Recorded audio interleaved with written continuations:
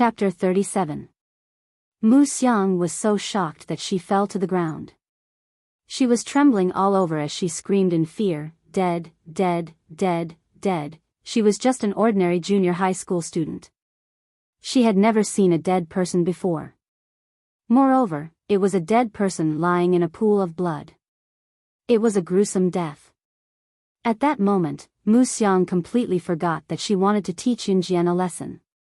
All that was left in her was horror and fear. Noisy. The handsome man frowned slightly as he spat out 2 words. His starry eyes glanced at Mu Xiang impatiently and stopped on Yunjian. He smiled faintly. Was this girl not afraid? Interesting. While the handsome man was sizing her up, Yunjian was sizing him up as well. However, her gaze lingered more on the enchantress. In her past life, she was the top secret agent, slaying God, while the enchantress was ranked 10th. However, the top 10 secret agents were definitely not ordinary people. This man was able to chase the enchantress all the way here and make the cunning enchantress look so pathetic. It was obvious that he was not a simple character. While the handsome man was sizing up Yunjian, he raised his hand slowly. A new model of Browning silencer appeared in his fair and slender hand. He was looking at Yunjian, but the muzzle of the gun was pointed at the enchantress. "You'll die if you refuse to give me what you want." A simple sentence came out of the handsome man's mouth. He pursed his lips, and his handsome face exuded an indescribable sense of power. Yunjian narrowed her eyes and stared at the enchantress. However, the enchantress's expression changed when she saw the handsome man pointing the gun at her. The enchantress's face turned pale instantly. She did not know where this handsome man in his late 20s came from. She only knew that he was from the world's most powerful firearms family, the Cold Pavilion. She did not know his exact identity. The Cold Pavilion was a firearms organization. Their firearms and equipment were comparable to the standards of a developed country. They were even more powerful than those secret agent assassin organizations. However, they kept a low profile and did not show off.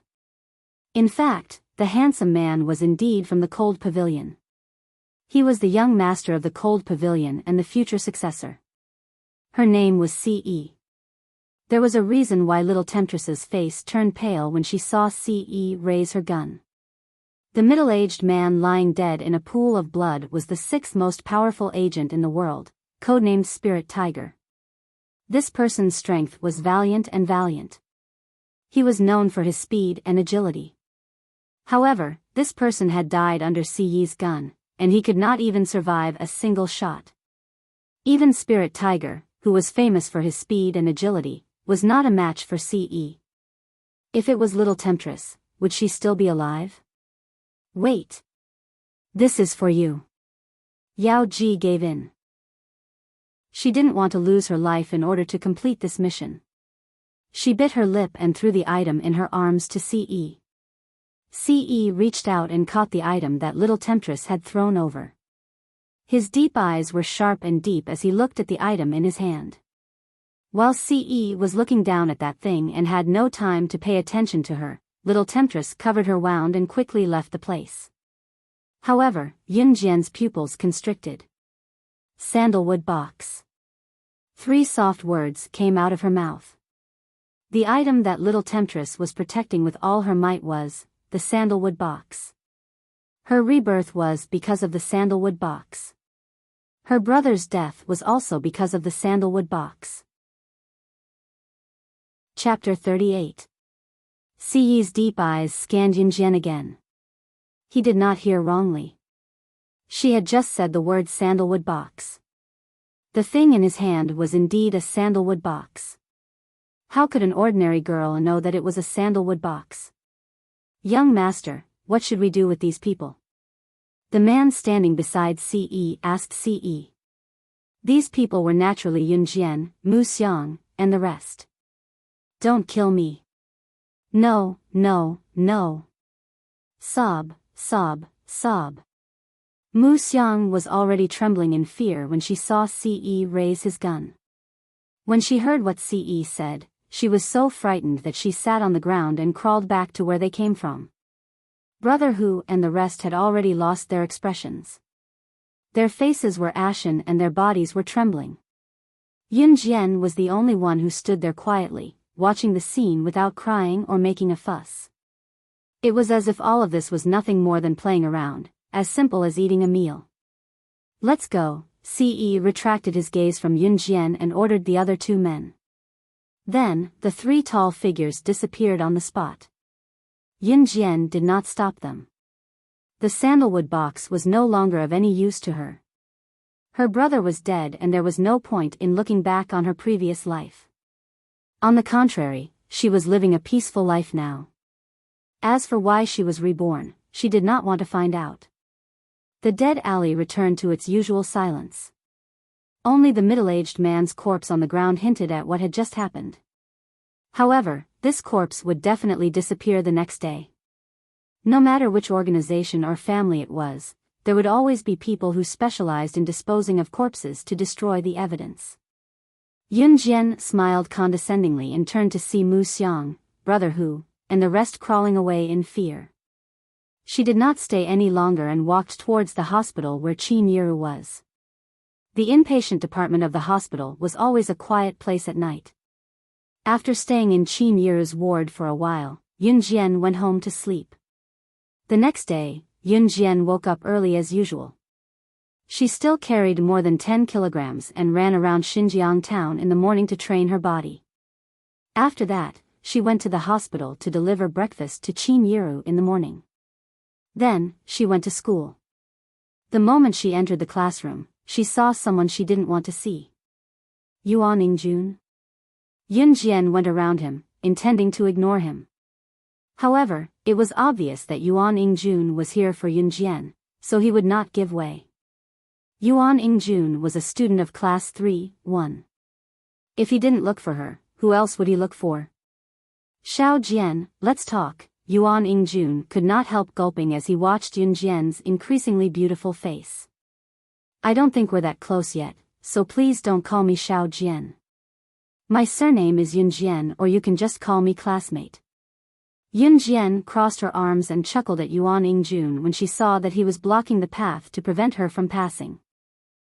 Yuan Yingjun's cheerful face looked awkward, but he insisted on finishing what he wanted to say. "I broke up with Lin Mengyu." "What does that have to do with me?" Yun Jian continued. "I know about what happened that day. It was Lin Mengyu's fault, so I've suppressed it." As Yuan Yingjun spoke, he continued to plead with Yun Jian, "It was my fault in the past. I'm sorry, but please give me a chance. Be my girlfriend, okay?" So, when Lin Mengyu got into trouble, the reason no teacher or principal came looking for her was because Yuan Yingjun had suppressed it? Chapter 39. In the morning, the self-study session had yet to begin, but there were already plenty of students who had arrived. It was no secret in school that Yuan Yingjun was interested in Yun Jian. Once they heard that Yuan Yingjun had broken up with Lin Mengyu, however, some of the gossipy students in class began bragging. At the same time, the most interesting thing was that Yuan Yingjun wanted Yun Jian to be his girlfriend right after breaking up with Lin Mengyu. Everyone was just curious to see Yun Jian's reaction. Yuan Yingjun was Xinjiang Town Junior High School's school hunk. He was handsome and came from a decent family background.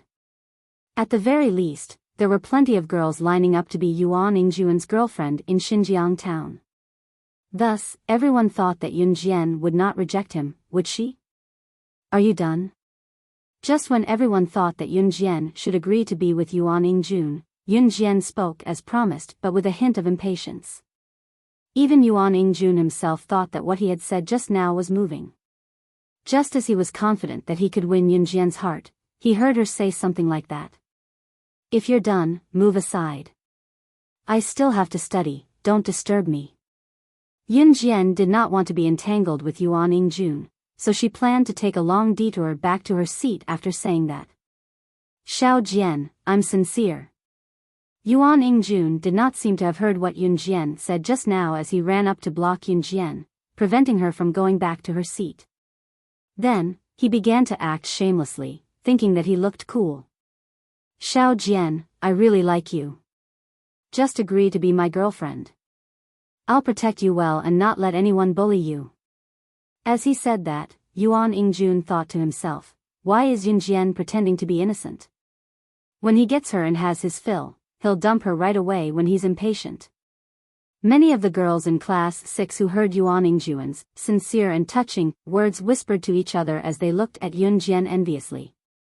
Wow, Mr. Campus Hunk is indeed the acknowledged idol in school. He's so gentle and handsome. That Yunjian, why is she pretending? Why doesn't she take a look at herself? The school hunk has already lowered himself for her. What else does she want? Voices of praise for Yuan Yingjun like this kept coming.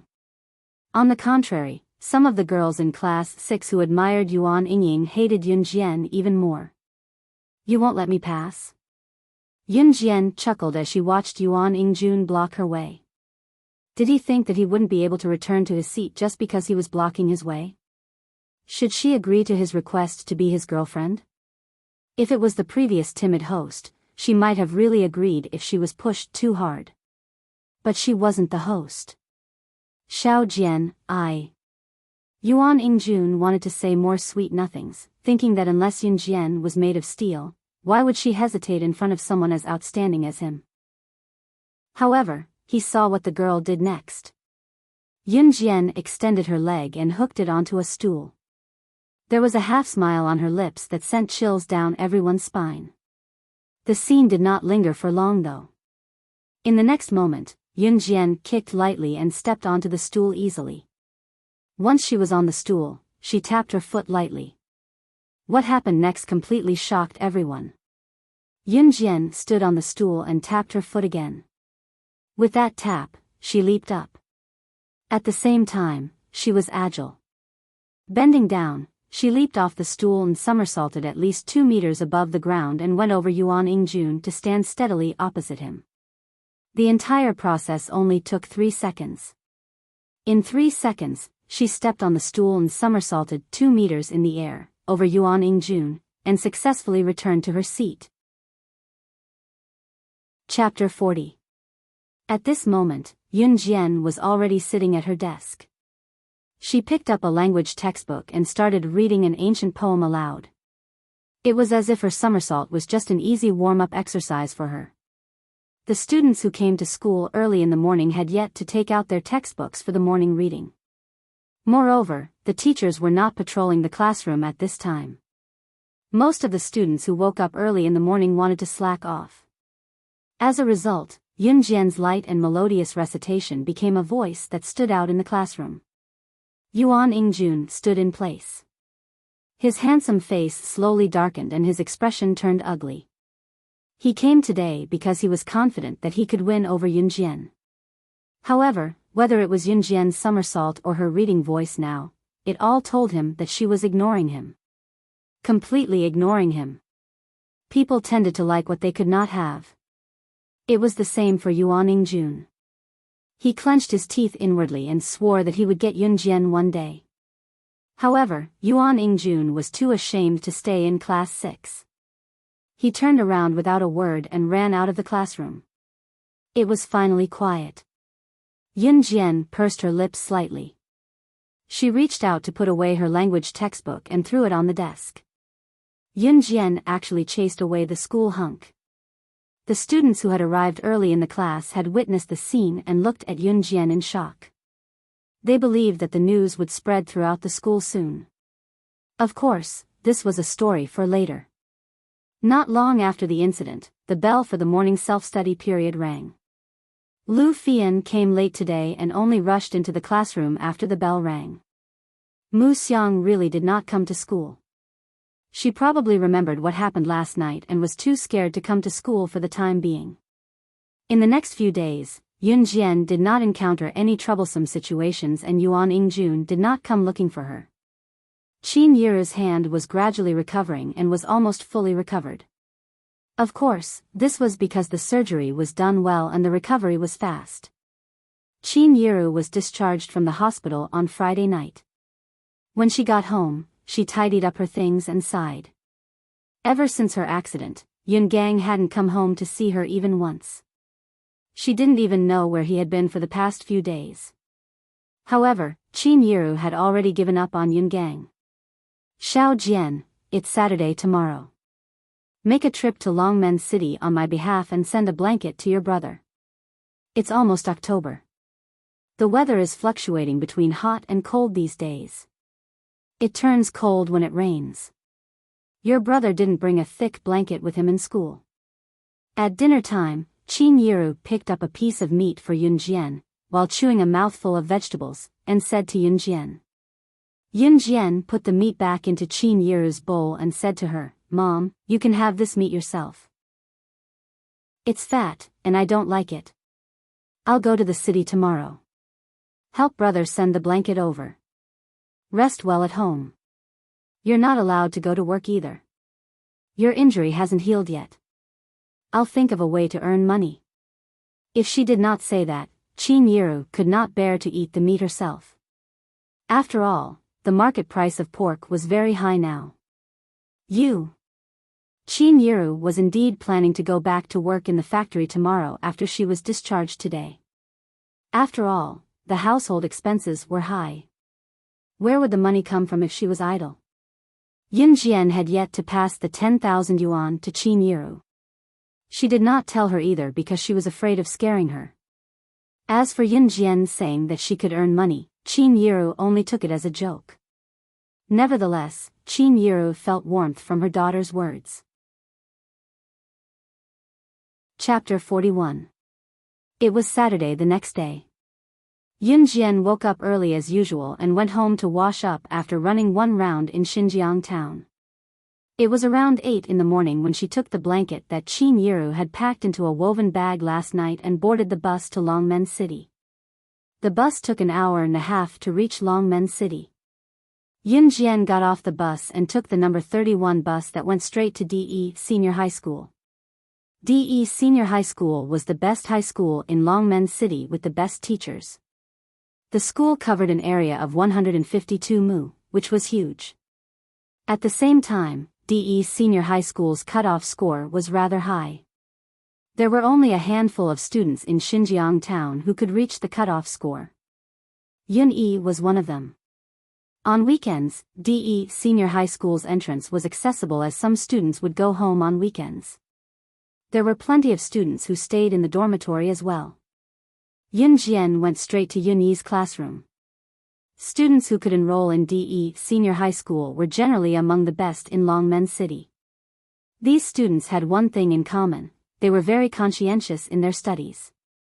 Therefore, even if there were no classes on weekends and no teachers were watching over them, these students who stayed in school would study by themselves in the classroom. When Yun Jian came to Yun Yi's classroom, she saw her elder brother doing his homework seriously in the classroom.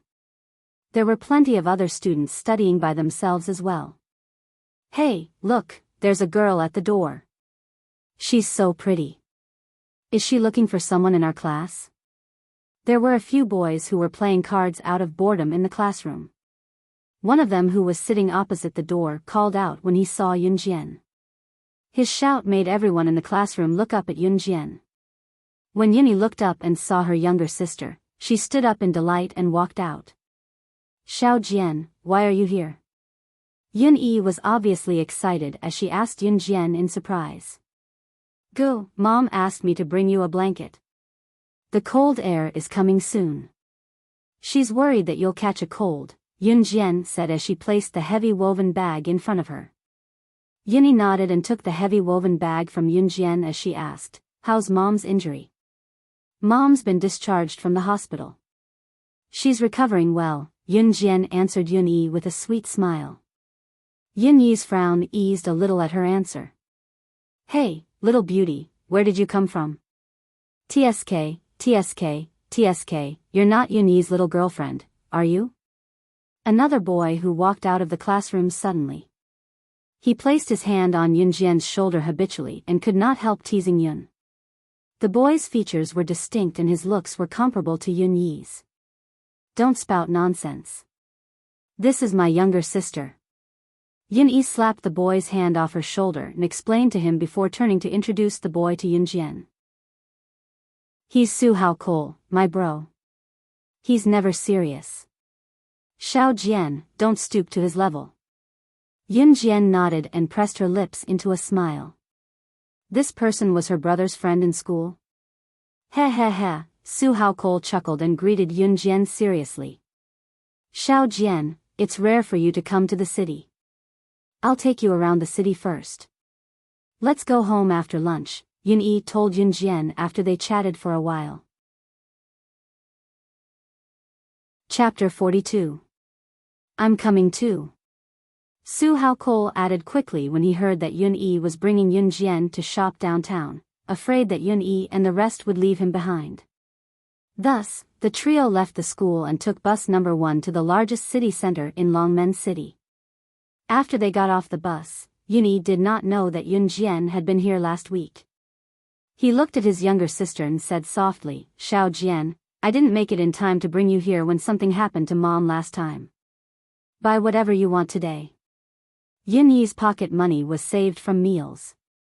He could not bear to spend it on himself, but for her, he was generous. If she really bought a lot of toys that girls liked, Yun-yi might have to eat a lot of steamed buns and plain water for the next few days. Yunjian's heart warmed as she shook her head at Yun-yi. Go, we're just shopping. I don't need to buy anything. She had money, but it was inappropriate to take it out.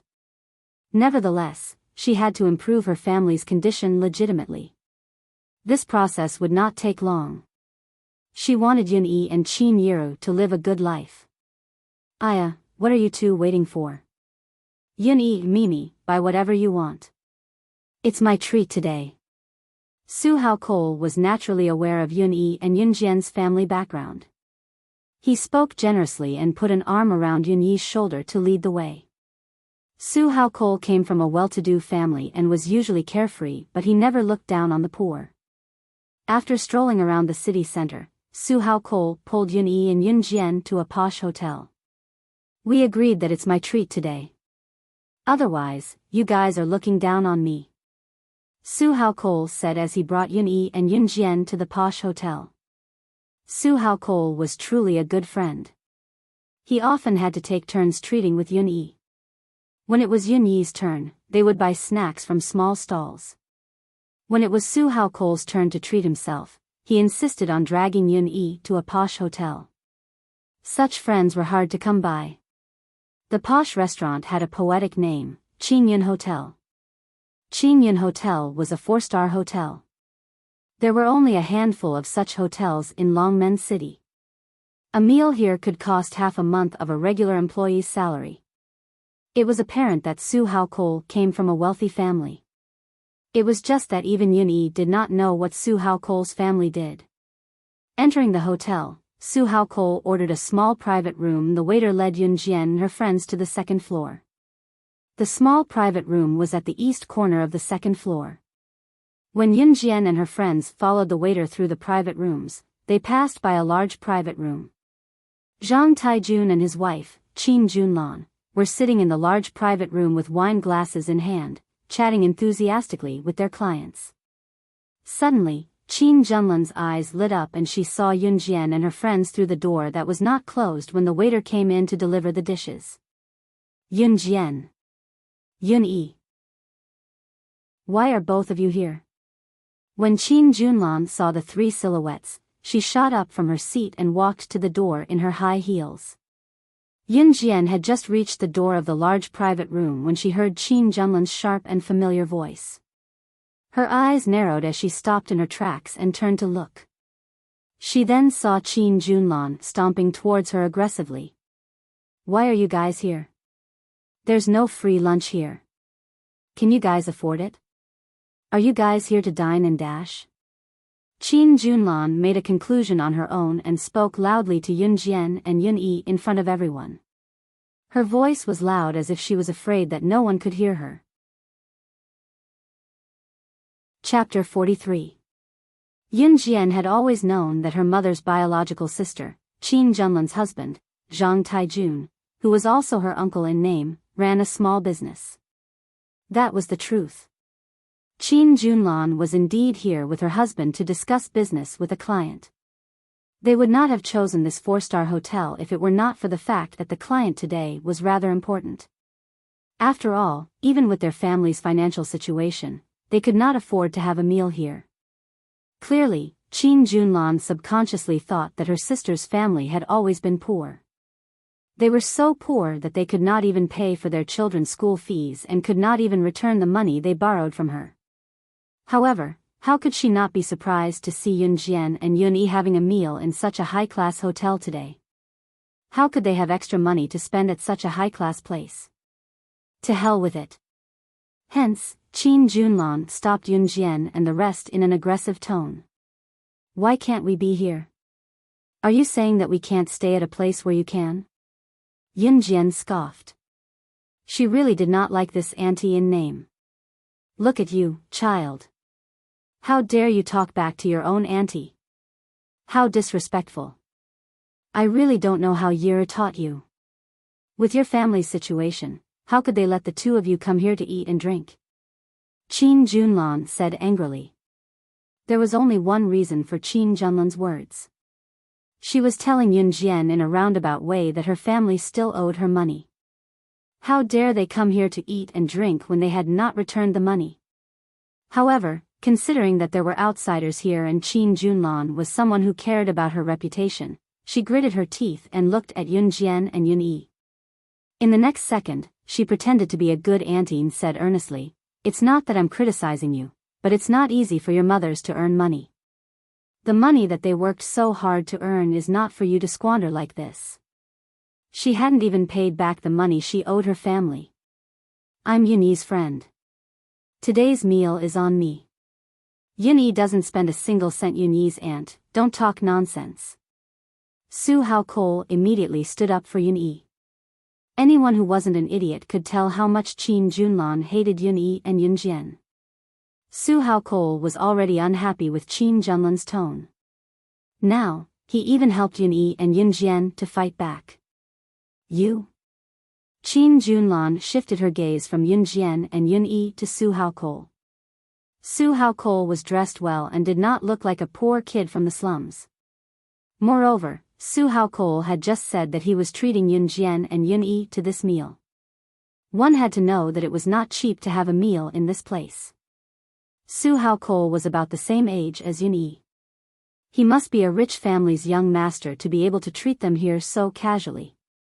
Qin Junlan, who was about to throw a tantrum, softened immediately. Considering that the young master from a rich family was Yun Yi's friend, her attitude changed immediately.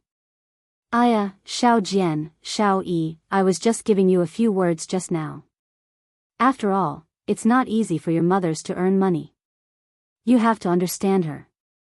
Qin Junlan's attitude toward Yun Jian and Yun Yi changed from being tough to being submissive. If Yun Yi were to become friends with some rich young master, he would have a bright future ahead of him. Perhaps, as an aunt, she could even benefit from it. Chapter 44. We don't need outsiders to poke their noses into our family matters. I will protect my mother, Yun Jian said, looking at Qin Junlan. The outsider, who was pointing fingers and gossiping was, of course, Qin Junlan. Qin Junlan heard Yun Jian scolding her for being a busybody. She wanted to throw a tantrum, but she held it in because of her previous concerns. However, she felt indignant. Qin Junlan wanted to say something more. At this moment, Yun Jian suddenly felt the change in the atmosphere. Tsk. Tisk. Yun Jian heard two soft sounds that were undetectable by normal people. As a secret agent in her previous life, Yun Jian was the only survivor who survived by stepping on countless bodies. She killed all the children who were captured to be trained by the organization and survived. At that time, she was in the organization. If she was not careful, she would be killed by her companions. If she wanted to live, she had to kill her companions and friends. She had no other choice. Therefore, Yun Jian, who survived in that environment, was very sensitive to such soft sounds that normal people would not be able to detect. Silenced bullets. There were snipers lying in ambush. Yun Jian, Yun Yi, and Su Hao Cole were standing at the door of the private room, right in the middle of the corridor. The sound of the silenced bullets came from the open window in the private room. Without hesitation, Yun Jian suddenly stretched out her leg and gave Qin Junlan a hard kick. Qin Junlan was in so much pain that she fell to the ground before she could react. At the same time, Yun Jian's hands were not idle. She pulled Yun Yi to the ground with one hand and pushed Su Hao Cole to the ground with the other while she dodged to the side. The two silenced bullets slid past her cheeks, one in front and one behind. They hit the white wall behind her, leaving two large holes. Yun Jian, who had dodged the two silenced bullets, narrowed her eyes. Now that she had been reborn, she did not have any enemies, so the sniper's target was definitely not her. Judging from the direction of the sniper's shot, the person he really wanted to kill was him, Su Hao Cole. The three people who were pushed to the ground by Yun Jian had no idea what had just happened. The bullets fired from the silenced sniper rifle only made a slight noise. Those who weren't experts wouldn't be able to hear it at all. In other words, even if he was hit, he wouldn't even know how he died. Qin Junlan, who had been pushed by Yun Jian, stood up. She couldn't take it anymore. She thought that Yun Jian had pushed her on purpose to embarrass herself. She stood up and shouted at Yun Jian, what are you doing? How dare you hit your own aunt? How rude. Do you have any morals? Yun Yi scratched her head and stood up, not knowing what was going on. She looked at her sister who had pushed her for no reason. Su Hao Cole seemed to have realized something. He had just stood up when he heard Yun Jian shouting at them, there's a sniper ambush here. Hurry up and leave. Sniper? It wasn't the first time they had heard of this term. Sniper, wasn't that the type of gunman that often appeared in movies? Hearing Yun Jian's words, Qin Junlan wanted to scream at her. Where did the sniper come from? Why would there be a sniper out of nowhere? You kids have watched too many movies, haven't you? Are you hallucinating? Nonsense. Qin Junlan paused at the last word. She couldn't say anything else. This was because there were two big holes in the white wall in front of Qin Junlan. Two bright bullets had pierced through the white wall and were stuck in the middle. If Yun Jian hadn't tripped Qin Junlan just now, the first bullet would have pierced through Qin Junlan's head. Qin Junlan suddenly realized this and screamed in fright. Her whole body started to tremble violently. Oh God, if that bullet had pierced through her head, would she still be alive? Yun Yi and Su Hao Cole also noticed the two bullets that had pierced through the white wall. Both of them looked at Yun Jian in disbelief. There really were snipers around. If Yun Jian hadn't reacted quickly and pushed them down, the consequences would have been unimaginable, but as her brother, Yun Yi knew very well what kind of person Yun Jian was. His sister actually, at this moment, they heard Yun Jian's anxious voice again. Hurry up and leave. Find a place to hide. Hurry. Chapter 45. At this moment, Qin Junlan, Zhang Taijun, and their big clients all stood up and ran faster than anyone else. They were even mumbling, murder, murder. A sniper is going to kill. All the waiters, guests, and chefs of Tranquil Harmony Hotel ran for their lives when they heard the news. Rumors were the scariest but also the most effective. How could work be more important than one's life? Yun Jian and the other two were already standing behind a wall, out of the sniper's range. Both of you, leave quickly. I'm the one they want to kill. I can't be a burden to you guys, Su Hao Cole said solemnly to Yun Yi and Yun Jian with clenched fists. He did not bother to hide it then, flicking the corner of his shirt to pull out a pistol from his belt. You. Yun Yi stared at Su Hao Cole in shock, unable to believe that his best buddy would carry a pistol with him. Su Hao Cole chuckled dryly and looked at Yun Yi with determination to die, saying, I'm sorry I lied to you before. I'm actually the son of Dragon Head Gang's boss. This identity meant that his future would be extraordinary. Dragon Head Gang was the top mafia group in Longmen City's underground black market, controlling the underground trade of Longmen City. It was not surprising that Su Hao Cole could pull out a gun as the son of Dragon Head Gang's boss. Yun Yi was stunned. He did not expect his best buddy to have such a background. It was no wonder that Su Hao Cole had never mentioned his family background to him. Leave quickly. This has nothing to do with you guys. There's no need to drag you guys into this. Su Hao Cole roared at Yun Yi, prepared to die. Can you walk out of here alive alone? The sniper over there has his eyes on you. Yun Jian narrowed her eyes and remained still, finally speaking up after a long period of silence. Su Hao Cole was the sniper's target. As long as he was exposed to the sniper's shooting range, he would die. Even if Su Hao Cole had some skills, he was not a match for the sniper. It was only then that Su Hao Cole and Yun Yi turned their gazes to Yun Jian. How could she still say something like this at this moment? Even so, I can't be a burden to you guys. Su Hao Cole looked at Yun Jian and said. Yun Yi was his bro. He could not let him and his sister get involved in dangerous matters because of him. Yun Jian studied Su Hao Cole again. She said calmly, her eyelashes fluttering. Very well. Give me the gun. Based on what Su Hao Cole said just now, she, Yun Jian, would save him. This. Su Hao Cole's eyes bulged and he was stunned. Give her the gun. She knows how to use it. That was impossible. This is a gun. Yun Yi looked at Yun Jian in surprise.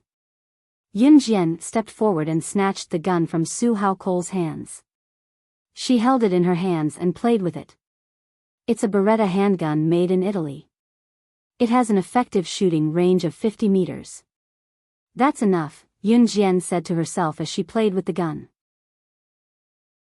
However, when these words entered Su Hao's ears, it was like a huge wave had been swept up, causing him to be extremely shocked. She actually recognized the type of gun that this was? Judging from how she handled it, it didn't seem like it was her first time seeing a gun. She looked more like a veteran who had been playing with guns for years. How old was she? She was Yun Yi's sister. How could she have come into contact with a gun? Just as Su Hao Cole and Yun Yi were shocked, Yun Jian suddenly told them to stay here and don't come out. Then, she rolled out of the door where the sniper could shoot her. Was she crazy? If she went out, she would be shot to death by the sniper. Or rather, an even crazier idea appeared in Su Hao Cole and Yun Yi's minds. Could it be that Yun Jian wanted to use this gun to kill the sniper? Chapter 46. In the distance, from the window of the private room, a sniper in black tights held a sniper rifle as his dark eyes peered at Yun Jian's petite figure. Here's a suicide mission. The sniper's pupils contracted before he chuckled and set up his sniper rifle, aiming at where Yun Jian was. TSS, TSS, TSS. 3 consecutive shots were fired at Yun Jian's location from a high vantage point. The speed of the bullets was indiscernible to the naked eye, but it was not a problem for Yun Jian. Xiao Jian. Yun Yi wanted to dash out to protect her younger sister without a second thought, but it was Su Hao Cole who pulled Yun Yi back in the end. Su Hao Cole wanted to step out as well. After all, he was the cause of all this. However, looking at Yun Jian's sharp and nimble movements, he hesitated when he recalled that it was Yun Jian who pulled them away from the sniper's first round of shooting. If Yun Jian was not capable, how could she be so sensitive to the bullets and pull them away from them? On the other hand, once he was exposed to the sniper, he would probably be shot to death before he could even put up a fight. If that happened, he and Yun Yi would become Yun Jian's burden if they went out. On the other hand, Yun Jian did not retreat against the 3 bullets. She rolled on the ground with her pistol and dodged the bullets before she stood up and continued to approach the window. Until she was completely exposed to the sniper. Theoretically, it would be easier for the sniper to kill her. Would that really be the outcome though? Was she not afraid of dying? Or was she completely confident? Su Hao Cole frowned. When Yun-yi saw the 3 bullets grazing past her younger sister Yun-jian again and burrowing 3 large holes in the ground, she was so worried that her heart almost stopped beating. What surprised him more, however, was that Xiao Jian had managed to evade the volley of bullets. This was a sniper's barrage of bullets, it wasn't child's play. F***ck. The sniper who was hiding in the best spot could not help cursing when he saw how Yun Jian dodged his strafing shot easily and stood at the spot where it was easiest for him to shoot her without regard for her life. This girl was not even 18 yet, was she not? She had dodged his shot just now. More importantly, she dared to expose herself right in front of him. Was she implying that he could not kill her? Enraged, the sniper refocused and pulled the wrench with his index finger, ready to end Yun Jian. Swish! A gunshot that the sniper could not be more familiar with rang out. He looked up abruptly to see the girl standing by the window putting away her pistol and flashing him a sly smile. With a plop, the sniper collapsed to the ground in the next second, dead from a headshot. Yun Jian had only used 1 shot to kill the sniper in a second. Su Haozhe was standing in the dark, but he could clearly see what was going on here. He suppressed the fear in his heart, and his entire body trembled in shock. He had not seen wrongly just now. 1 shot. Yun Jian had killed the sniper from afar with a raise of her hand. Killing a sniper from high up in the air? That was inconceivable. Su Haozhe was sure that he had never heard of such a thing before. Bang, headshot. Putting down her pistol, Yun Jian pressed her lips together as an eerie smirk spread across her face. There was no trace of the terror that one would feel after killing someone. On the contrary, Su Haozhe and Yun-yi actually saw a trace of naturalness in Yun Jian's expression, as if she was such a person to begin with. Yun-yi breathed a sigh of relief when she saw that Yun Jian was fine, but she frowned slightly. Chapter 47.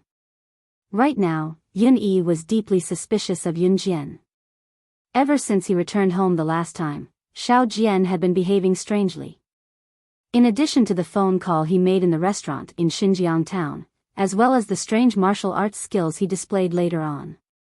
If it were not for the fact that his younger sister still looked the same, he would have suspected that she was a different person. In spite of it, Yun-yi held it in and did not ask. He chose to believe in his younger sister. Even if there were any variables, Xiao Jian would tell him herself one day. Yun Jian noticed Yun-yi's change in mentality as well, but she did not point it out, choosing to skip the explanation as well. She was truly speechless, unable to explain it to Yun-yi. If she did not do anything just now, was she supposed to wait for her death? That was not her style. Yun Jian then turned to Su Haozhe and asked, "Dragon Head Gang has taken care of the sniper's body, right?" "Ah. Yes." Su Haozhe was still in shock and quickly answered Yun Jian when he snapped back to reality. Yun Jian nodded with a small smile. "But it looks like we won't be able to enjoy this delicacy now." Su Haozhe and Yun-yi were stunned again. "What do you mean?" Su Haozhe asked in bewilderment. "Someone called the police." "The police are here." "They're downstairs," Yun Jian replied. "How did you know?" Su Haozhe exclaimed again. They did not hear anything from downstairs. Yun Jian was here too, how would she know what was going on downstairs? "I'll listen." Yun Jian's lips curled into a beautiful smile before she continued, "Follow me. We'll leave from the back door here." Then, she led the way forward. Until they left the 4-star hotel's back door, Su Haozhe and Yun-yi were still in a daze. Why is Yun Jian so familiar with the back door here?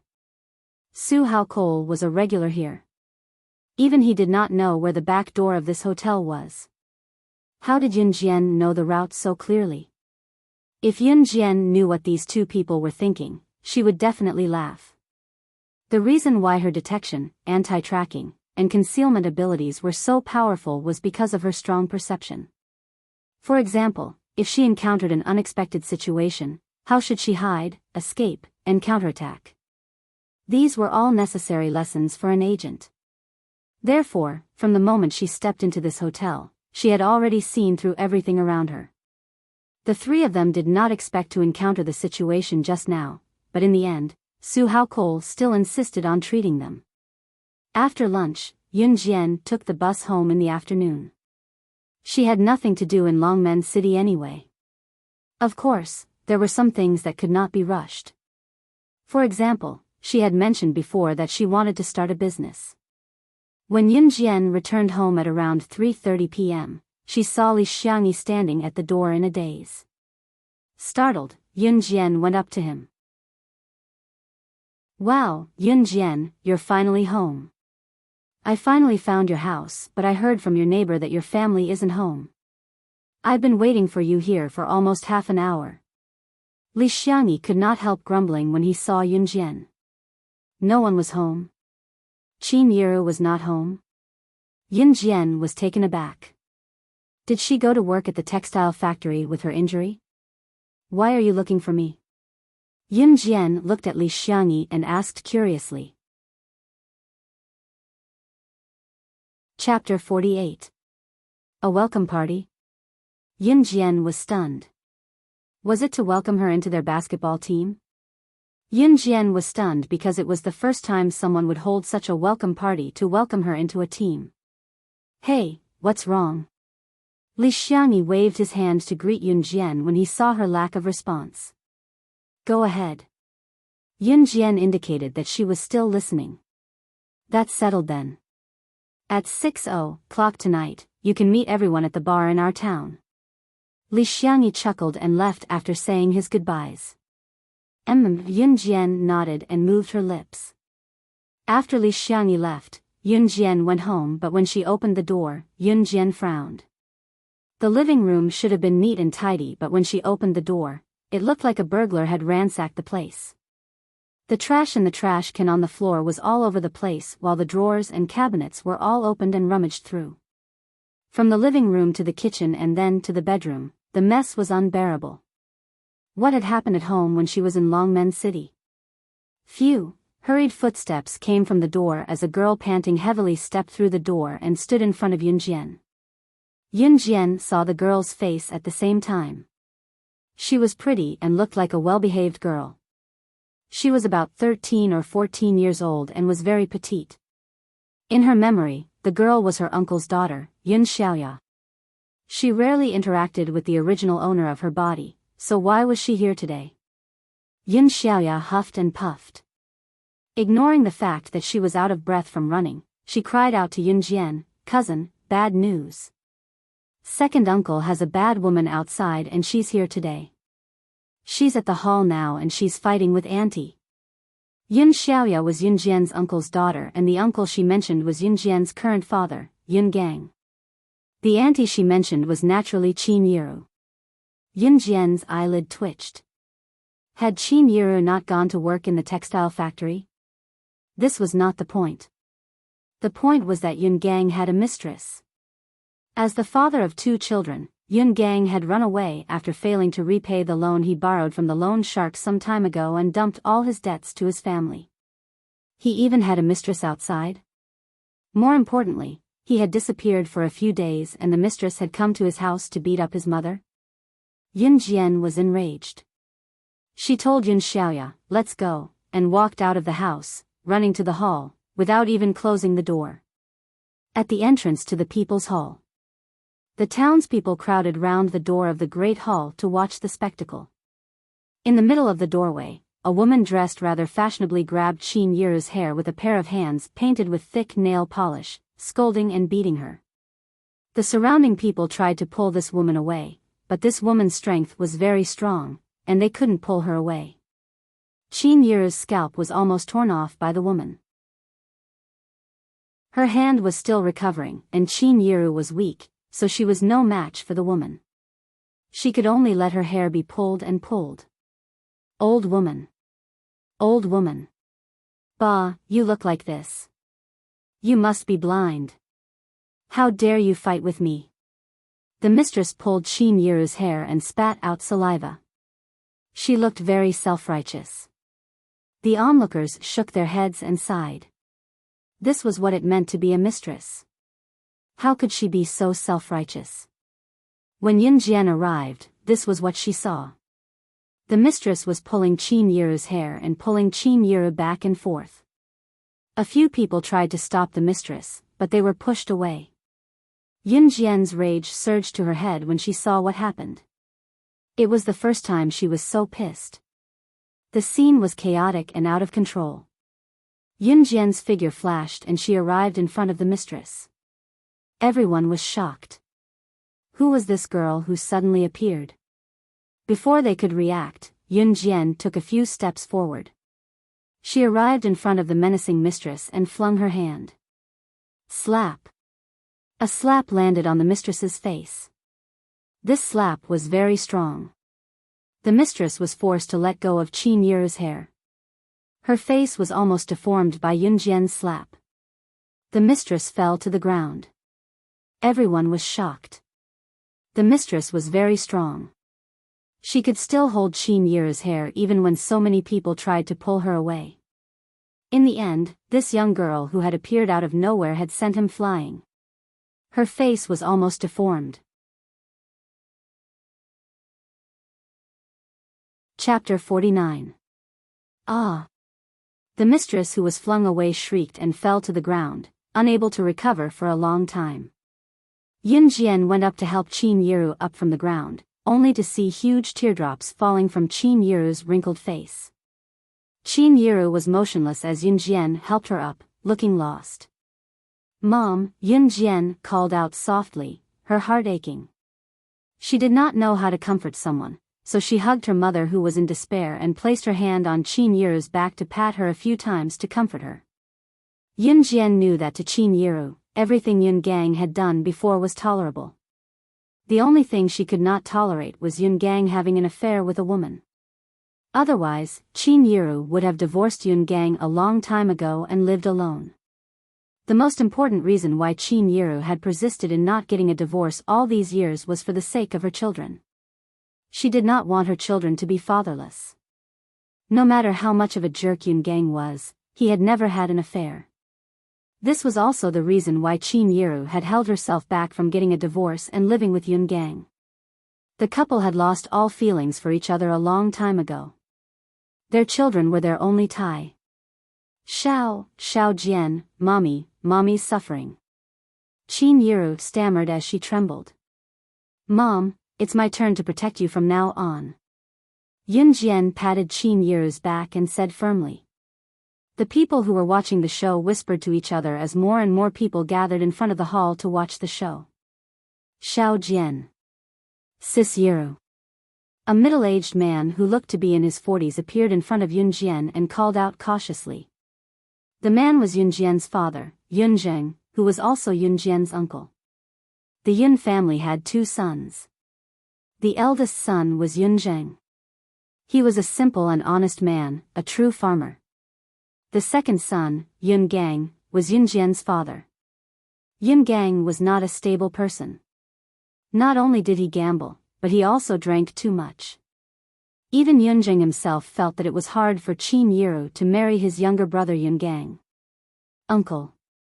Yun Jian could feel that Qin Yiru was no longer as agitated as before, but she still gently comforted Qin Yiru. She looked at the middle-aged man in front of her who was dressed like a villager and called out softly. In her memory, although this uncle of hers wasn't completely devoted to her family, he wasn't bad either. At least when he saw Qin Yiru being beaten up by the mistress, Yun Zheng went to help Qin Yiru. However, the mistress was too strong and he couldn't pull her away. Yun Zheng responded and sighed softly. Hey, the mistress is running away. If he couldn't win, he would run. How could there be such a thing? A talkative woman's voice came from the group of people who were watching the show. Yun Jian supported Qin Yiru. When she turned her head, she saw that the mistress had already climbed up from the ground. She grabbed her bag and was about to leave quietly. She wanted to leave just like that after hitting her mother. Just when everyone thought that the mistress would run away, they suddenly saw Yun Jian supporting Qin Yiru to bend down and pick up a small stone from the ground. What was she doing? Everyone present, including Yun Zheng and Yun Xiaoya, was stunned. In Yun Zheng's memory, his niece had always been a timid person. But just now, she actually went forward and slapped the mistress away. Just when everyone present was puzzled, they saw Yun Jian pick up the small stone and throw it in the direction of the mistress. Unlike an ordinary stone, this seemingly harmless pebble was actually as sharp as a sword. Later, everyone heard a plop sound coming from the other side. Then, the mistress knelt on the ground with a thud. The small stone that Yun Jian threw also fell beside the mistress. A small stone actually had such power that it directly made a person kneel on the ground? Everyone looked at this scene in shock. They saw that Yun Jian had already helped Qin Yiru to a nearby bench and walked over. "You hit my mother and smashed my house. If you don't explain clearly, you still want to leave here alive?" Yun Jian's indifferent voice sounded. Although it was indifferent, those who were familiar with Yun Jian would know that this was the expression of Yun Jian's anger. Chapter 50. You want to leave this place alive if you don't explain yourself? Yun Jian's nonchalant but arrogant words echoed in everyone's ears. Should such words really come from an underage girl? If Yun Jian had said that in the beginning, no one present would have taken it seriously. In spite of it, just recalling what Yun Jian had done just now was enough to send chills down the spines of the crowd. Bah, damn girl, what are you talking about? Who are you trying to scare? I've been scared since I was young. Do you think I'm scared of you? The mistress was not a pushover to begin with. Thinking that she could not get anything out of this, she wanted to escape amidst the chaos. She did not expect Yun Jian to attack her again, so her temper flared as she yelled at Yun Jian. The mistress was actually from Xinjiang town. She was around 30 years old but looked like she was in her 20s due to good maintenance. The reason why she followed Yun Gang was because Yun Gang was a gambler. He didn't lose money every time he went to the casino. Sometimes, Yun Gang would win hundreds or thousands of dollars, earning a huge sum of money. Of course, Yun Gang would never bring home the money he won from the casino. He gave it all to his mistress to buy branded bags, eat well, and wear well, living like an immortal. That was why the mistress followed Yun Gang. Qin Yiru still thought that Yun Gang had never won money in the casino. Little did she know that the money he won was used to keep a mistress. Of course, the mistress was here today because Yun Gang went missing or because he had borrowed money from loan sharks. Seeing that her money tree was gone, she came to Qin Yiru's house to kick up a fuss. She even asked for compensation but Qin Yiru refused to give it to her. As a result, they got into an argument and ended up in this situation. Yun Jian ignored the mistress's aggressive words and continued to walk to where the mistress was. "Xiao Jian, what are you doing?" Yun Zheng could not help asking when he saw Yun Jian heading there. His heart was thumping. He had a feeling that something was about to happen. The mistress didn't realize the danger at all. Instead, she tidied up her hair and waved her hand. She looked at Yun Jian with disdain and continued to mock her. "Your mother is such an old woman. She can't stop her husband from cheating on her. How can she blame me? Let me tell you, an old and ugly woman like your mother, even if she died, it wouldn't be enough." Ah. The last word was stuck in the mistress's mouth. Yun Jian strode forward and stood in front of the mistress in a flash. He grabbed Little Three's hair fiercely and dragged Little Three along with him. "Ah! What are you doing? Wretched girl, wretched wretch! Let go of your filthy hands."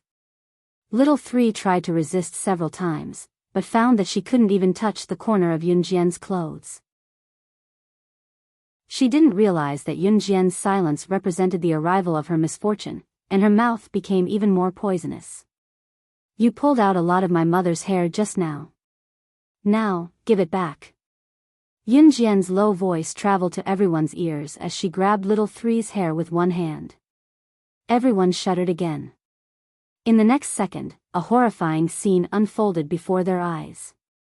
Yun Jian held Little Three with one hand and grabbed Little Three's hair with the other, pulling it out harshly. Like pulling wool, Yun Jian plucked a bunch of hair from little Three's scalp. After Yun Jian was done, she continued to pull out another bunch. Chapter 51. The mistress who was lying on the floor was bald and her black hair was scattered all over the floor. Her scalp was bleeding profusely. In spite of it, no one stepped forward. Since ancient times, mistresses had always been an abominable existence. Moreover, this mistress knew that she was a mistress, but she still had the nerve to be so aggressive. Other than Qin Yiru, who was still drowning in grief and did not notice Yun Jian's actions, everyone else looked at Yun Jian with goosebumps. Some of them even turned away, not daring to look at the gory scene. From now on, this is the outcome of whoever dares to bully my mom. Yun Jian was terrifyingly silent as she spoke calmly and pointed at the unconscious mistress on the floor. Also, if any one of you dares to spread rumors about what happened today, I guarantee that she'll never be able to open her mouth again. You can try if you don't believe me.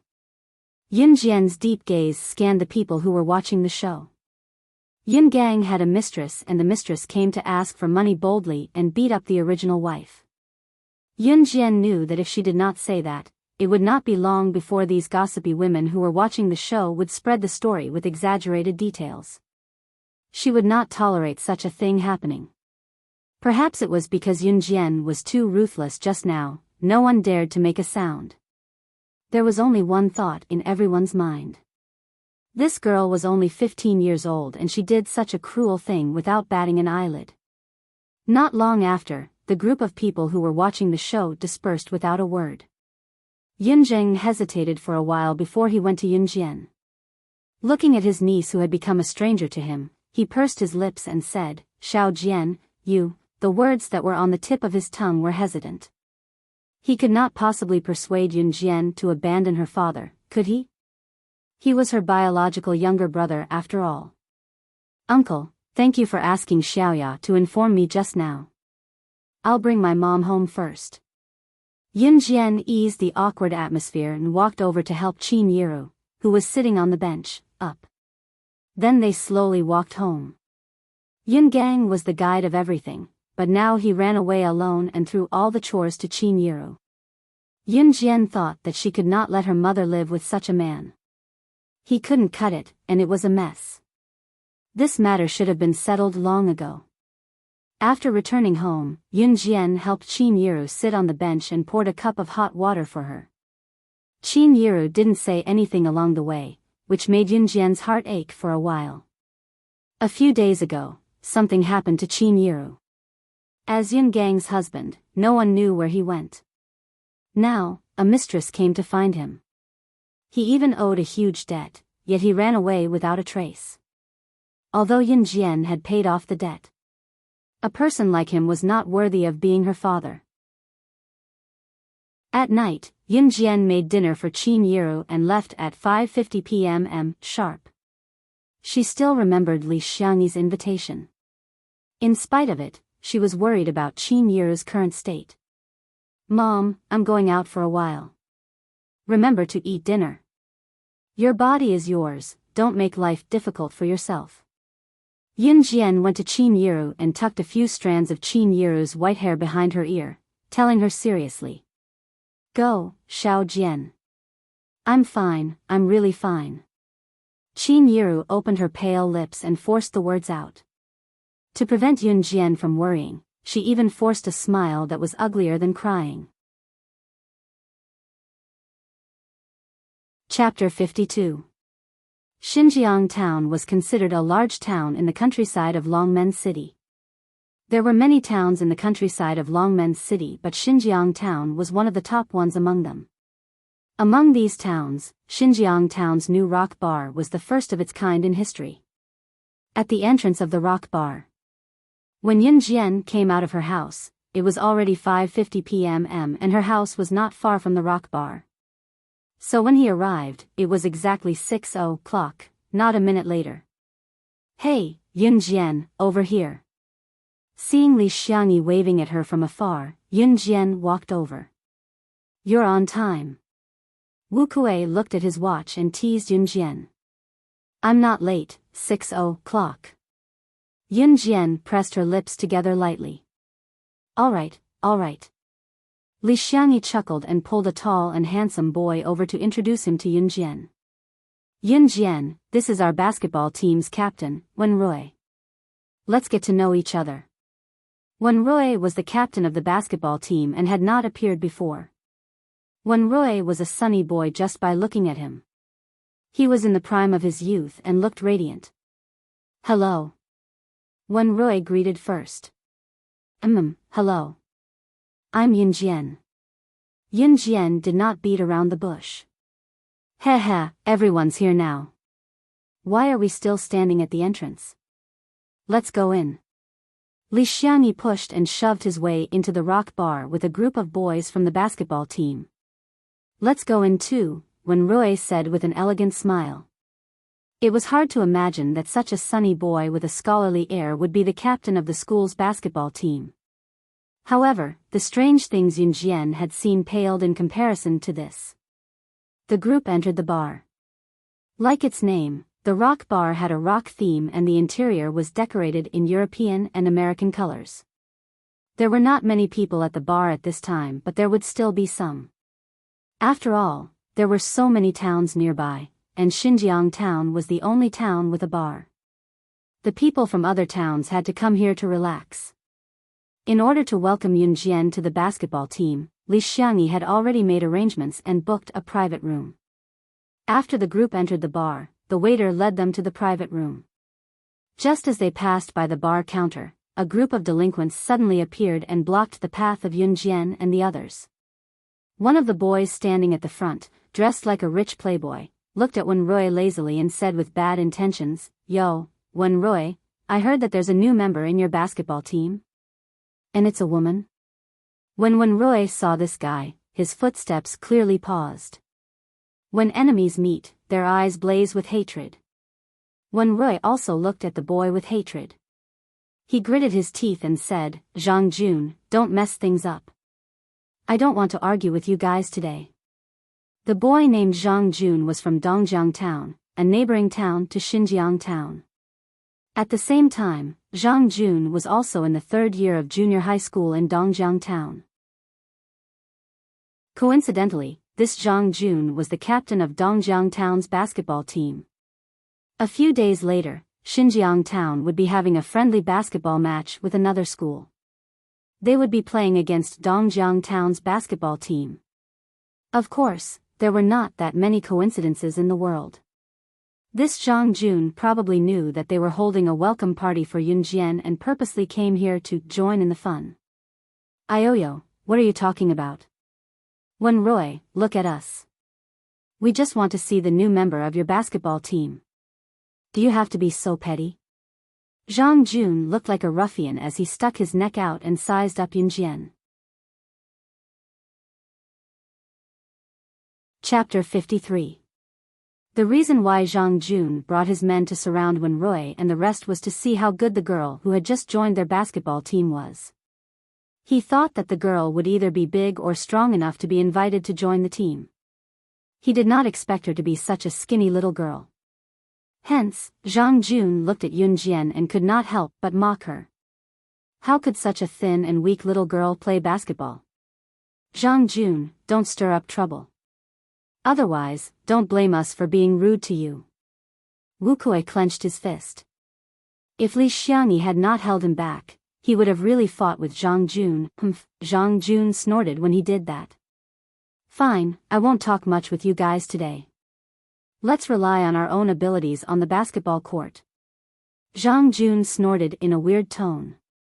He raised his head arrogantly and looked at Yun Jian and the rest from the corner of his eyes. You said it yourself. Zhang, don't go back on your words. Wu Kui clenched his fist when he heard that. Actually, Wen Rui, Wu Kui, Li Xiangyi, and the rest could tell that Zhang Jun was looking down on Yun Jian. However, no one tried to clear Yun Jian's name. That was because Yun Jian was their basketball team's trump card. Of course, they had to wait until the crucial moment to reveal their trump card. Let Zhang Jun be cocky. He won't be able to be cocky for long. Brothers, let's go. Zhang Jun thought that with Yun Jian's burden, his team's chances of winning would be 90%. Hence, he said that to his men. The group turned around and walked out of the rock and roll bar proudly. Don't care about them. Rascal, let them be cocky for a few more days. Wu Kuei spat in the direction where Zhang Jun and the rest left and shouted. Yun Jian had not made a sound since just now, watching quietly with a smirk on her lips.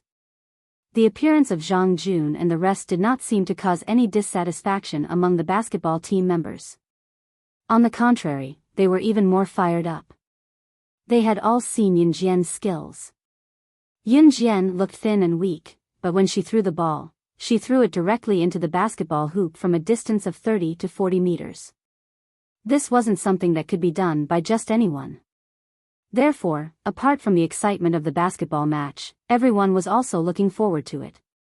After entering the exclusive room of the rock bar, their ears finally quieted down. Yun Jian sat in the private room of the bar. Her sitting posture was lazy, but it revealed a breathtaking beauty. Although it was held to welcome Yun Jian into the basketball team, it was just a simple gathering for everyone to sit down and catch up. In order to liven up the atmosphere, Wen Rui even asked for a few bottles of higher-grade wine from the waiter. He was very considerate and thought that girls probably wouldn't drink, so he asked for a big bottle of orange juice for Yun Jian. The waiter quickly brought it over. Wen Rui placed the orange juice in front of Yun Jian and said, "You're a girl. Drink this." Yun Jian did not reach out to take the bottle of orange juice. She looked at Wen Rui and smiled. "Since it's for fun, how can I spoil everyone's fun? I can drink wine." Moreover, she had the constitution of not getting drunk even after 1,000 cups. Wen Rui was stunned. He thought that most girls did not know how to drink, or that they would get drunk after drinking, so he asked for juice for Yun Jian. He did not expect Yun Jian to drink. Since Yun Jian said so, he did not hesitate and poured a glass for Yun Jian. Everyone saw Yun Jian put the glass to her nose and tasted it carefully. She said softly, 1992 Lafite red wine. Then, she drank the wine in the glass and pursed her lips. "It tastes good." Everyone present was stunned. Even the waiter who was standing at the side was stunned. This was indeed a 1992 Lafite red wine. Chapter 54. Although they were surprised, they didn't stop.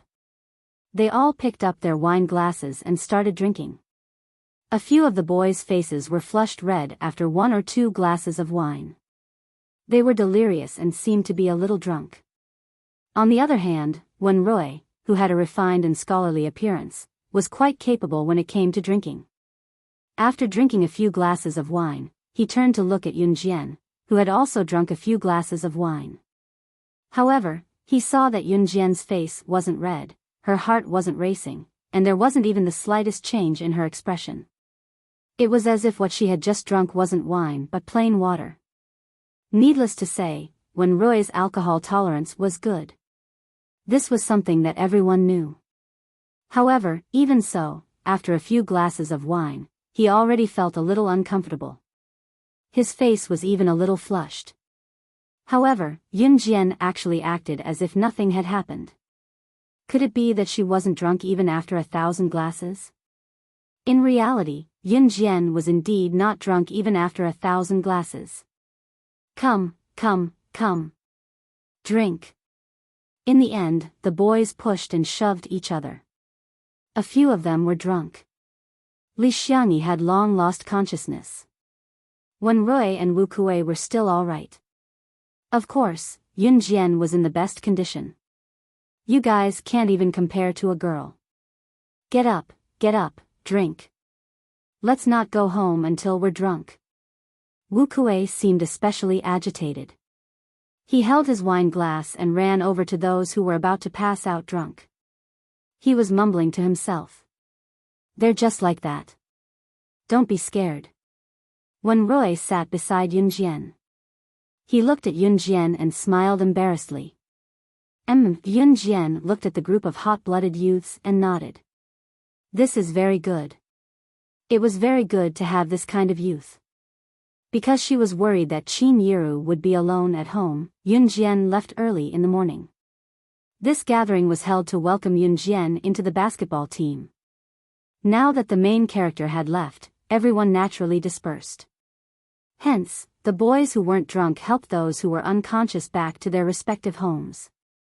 It was 7:30 p.m. when Yun Jian returned home. Qin Yiru had already gone to bed early.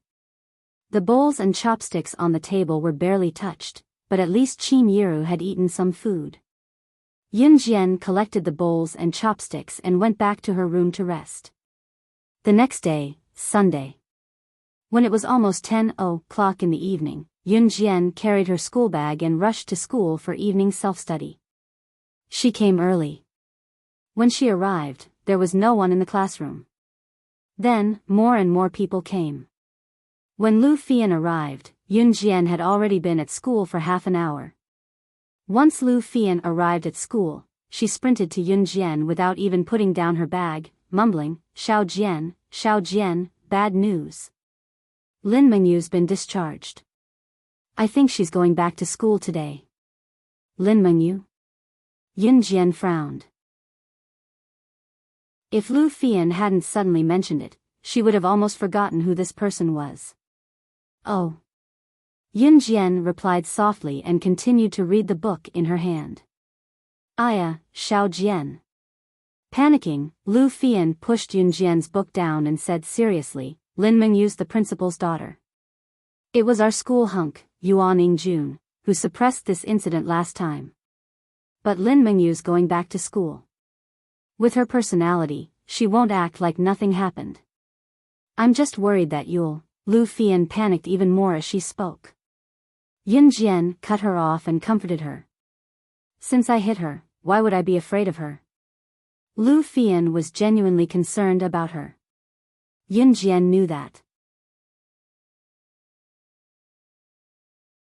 Chapter 55. She's here so soon. Yun Jian narrowed her eyes. Lu Fian, on the other hand, was startled and tugged on Yun Jian's sleeve tightly. She was fine, but she was afraid that something would happen to Yun Jian. Yun Jian patted the back of Lu Fian's hand to comfort her before she tossed her books on the table and stood up. Where's the office? Yun Jian asked with a glance at Wang Ruru. She had never been to the teacher's office since she was reborn. Pfft, Yun Jian, have you lost your mind? Or are you scared? You're so scared that you forgot where the office is? There, it's over there. Go on. Wang Ruru smirked and gave Yun Jian a disdainful glance before pointing in a direction. Yun Jian went to where Wang Ruru pointed. Xiao Jian. Lu Fian, who stood where she was, clasped her hands together tightly as she watched Yun Jian disappear from her sight. The teacher's office was also in the school building and was not far from the classroom. After Yun Jian left the classroom, she found the office and strode in gracefully.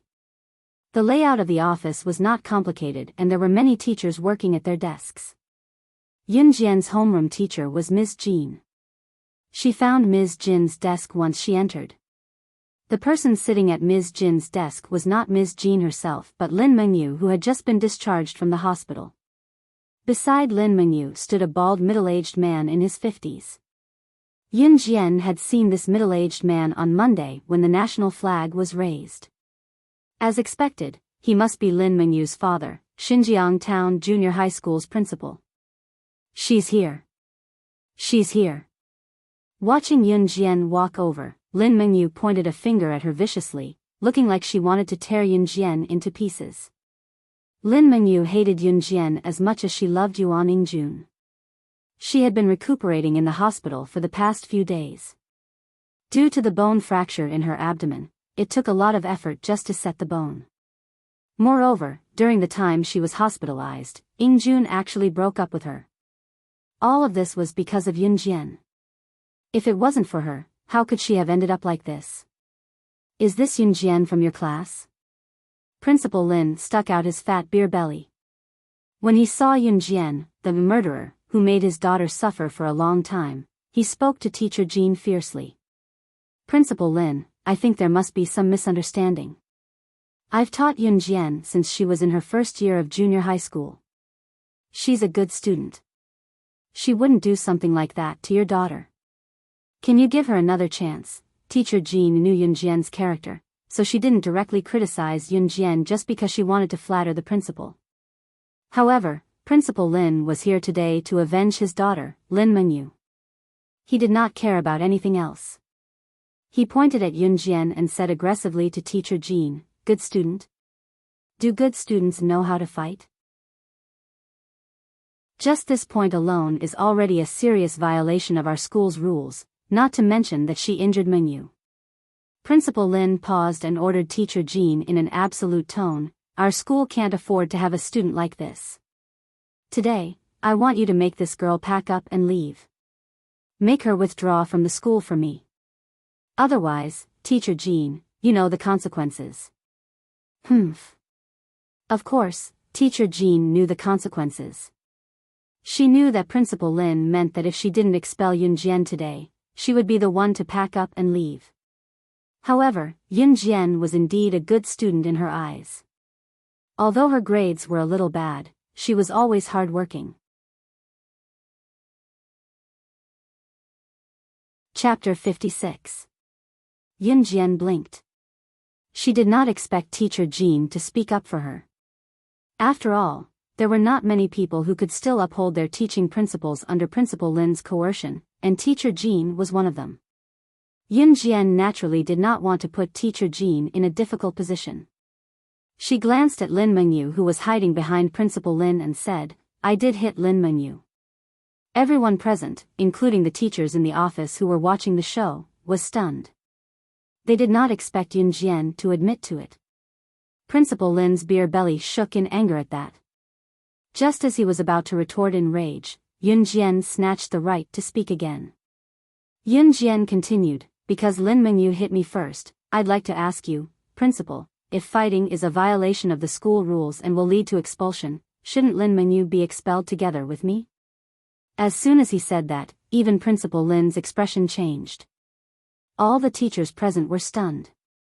They thought that this female student would plead with Principal Lin for her, but they did not expect her to not be afraid of being expelled. She even shamelessly wanted Lin Mengyu to be expelled together with her. Did she not know that Lin Mengyu was Principal Lin's daughter? How could Principal Lin expel his own daughter? Nonsense, when did I hit you? Look at you, you're still fine. You don't look injured at all. Yunjian, don't you have any shame? Lin Mengyu lied through her teeth, even twisting the facts. Principal Lin was naturally on his daughter's side. He immediately said, "Mengyu is a kind person. How could she hit you? How could she do something as ungentlemanly as fighting? I think you're the one who's pestering me endlessly. You're so young, but you're still making irresponsible remarks after hitting someone. Shameless. Xinjiang Town High School can't afford a student like you." What Principal Lin meant was, scram back to where you came from. Lin Mengyu was a kind person. Yunjian almost laughed out loud. This joke was more amusing than a pig flying freely in the sky. The surrounding teachers sighed in their hearts when they saw that. Actually, they knew very well who was right and who was wrong. After all, everyone had seen Lin Mengyu's performance in school. However, they did not say it out loud. They did not dare to provoke the principal, so they kept it to themselves. The teachers thought, this female student, of all people, why did she have to provoke the principal's daughter? She's going to be in trouble today. You have to withdraw from today's school even if you don't want to. Principal Lin roared as his body trembled in anger after he finished his string of words. Just wait for the withdrawal notice. Principal Lin glared at Yunjian from the corner of his eyes and snorted before turning to help Lin Mengyu, who was sitting on the chair in front of Miss Jin's desk and leaving in a huff. Hey, Principal Lin, don't be angry. Yunjian didn't know any better and said too much. Yunjian, hurry up and apologize to Principal Lin. Teacher Jean panicked when she saw that Principal Lin was about to leave. Yunjian's expulsion was set in stone. She quickly pulled Yunjian aside and asked her to apologize to Principal Lin. She wanted to appease Principal Lin's anger first. Tugged by Miss Jean, Yunjian went to stand with her. Just as all the teachers in the office, including Principal Lin and Teacher Jean, thought that Yunjian knew her mistake and would tactfully beg for forgiveness or apologize, Principal Lin stood before Principal Lin. Yunjian stood in front of Principal Lin and said, 156 Bibo Road, 2nd floor, room 202, Xinjiang Town. What was that? A huge question mark floated above everyone's head when they heard Yunjian's words. In spite of it, Principal Lin was the only one who shuddered when he heard her. Wasn't that the address of his old flame's house? Chapter 57. Principal Lin's expression was as ugly as if he had just eaten dog sh*t. It was not easy for him to get to where he was today.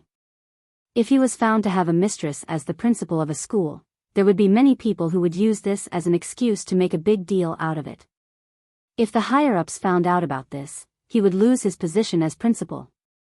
Moreover, his wife was not someone to be trifled with. If this got out, he would lose all his face. Principal Lin raised his head to look at Yunjian, only to see the girl looking at him with a smile. There was a strong sense of threat in her eyes. Dad, let's not bother about Yunjian. She always likes to say weird things for no reason. Let's just get her out of here, humph. Lin Mengyu thought that Yunjian's brain had been flooded with water when she heard what she said just now, so she urged Principal Lin. Lin Mengyu thought that her father, who had always been protective of her, would scold Yunjian loudly. However, Principal Lin's next move shocked everyone present. Mengyu, shut up. The scene that everyone expected to see of Principal Lin scolding Yunjian did not happen. Instead, Principal Lin scolded his own daughter, Lin Mengyu. Lin Mengyu was stunned for a while after being scolded by her own father. She looked at Principal Lin in disbelief. Dad, you scolded me? Ever since she was young, her father had always treated her the best. No matter how mischievous she was, even when she got into fights in school, her father would always stand by her side. He had never scolded her like this before. When the teachers in the office saw this scene, they were also confused. Why was Principal Lin standing on his daughter's side just now and trying his best to protect her? Yunjian had only said one sentence, and Principal Lin had turned around and scolded his own daughter? Dad, I'm your daughter. Why are you helping that B*tch Yunjian to scold me? You've never treated me like this. Lin Mengyu felt wronged. She pointed at Yunjian and said angrily to Principal Lin. Before she could finish, she was interrupted. Slap. A loud slap was heard. Principal Lin slapped his daughter's face. Not long after, Lin Mengyu's face began to burn. A red palm print appeared on her cheek. Principal Lin endured the pain of slapping his own daughter and continued to roar at Lin Mengyu angrily. Even his fat body trembled twice. I told you to shut up, did you hear me? To be honest, Principal Lin was still afraid that Yunjian would tell others about him keeping a mistress. If that really happened, not only would he be humiliated and embarrassed, he might not even be able to keep his current position as principal. The price was definitely not small. Therefore, he would never allow such a thing to happen. Yunjian crossed her arms and watched the series of events unfold in front of her. She had long expected that something like this would happen, so when she was surfing the internet at the internet cafe last time, she specially looked for the Global Secret Service intelligence station to search for Principal Lin's personal information. In the end, she found such an interesting thing. Ah. Yunjian, it's all your fault, it's all your fault. I'll kill you. I'll kill you. Lin Mengyu had never been humiliated like this before. Her father actually slapped her. Ever since she was young, no one had ever treated her like this. And all of this was because of Yunjian. Not long ago, Yuan Yingjun broke up with her because of Yunjian as well. Lin Mengyu was blinded by anger and hatred. She grabbed the black pen on the desk closest to her and rushed towards Yunjian. The black pen was pointed downwards. Lin Mengyu held the pen and wanted to viciously stab Yun Jian. Everyone present sucked in a deep breath when they saw this. Lin Mengyu was going to stab Yun Jian with the pen. She was going to kill her. Ah! A few female teachers in the office had already turned their heads away, not daring to watch what was going to happen next. Only a few braver ones were still watching, but their hearts were at their highest point. Just as Lin Mengyu was about to viciously stab Yun Jian with the pen, Yun Jian raised her leg slightly and in the next second, she suddenly stretched out her leg. That leg viciously kicked Lin Mengyu's abdomen. The old injury reignited. Lin Mengyu screamed and flew a few meters away from the kick. Yun Jian retracted her leg and curled it into a cold arc. Chapter 58. All the teachers, including Principal Lin, who had never seen such a shocking scene, stared at Yun Jian in shock. Yun Jian was too ruthless. If not for Yun Jian's quick, accurate, and ruthless moves, who knew what would have happened? Mengyu, Mengyu. My daughter. Principal Lin loved his daughter the most. Seeing that Yun Jian had sent her flying with a kick, he did not dare to say anything. He could only shout and rush forward to help her up. Principal Lin was the most terrified at this moment. How did his daughter offend Yun Jian? Didn't they say that Yun Jian was just a child from a poor family? Not only did he know about her secrets, but his skills were even better than those of the special forces in the army. After helping Lin Mengyu up, Principal Lin fled the scene. He did not dare to stay here any longer. Firstly, his daughter was going to have a conflict with Yun Jian again. He could not guarantee what Yun Jian would do next. His weakness was still in the other party's hands. At this moment, Principal Lin only wanted to roar. Yun Jian was not like what he knew before. She was just an ordinary student. She was not human. She was a demon. Seeing Principal Lin run away with his daughter, none of the teachers present dared to say anything.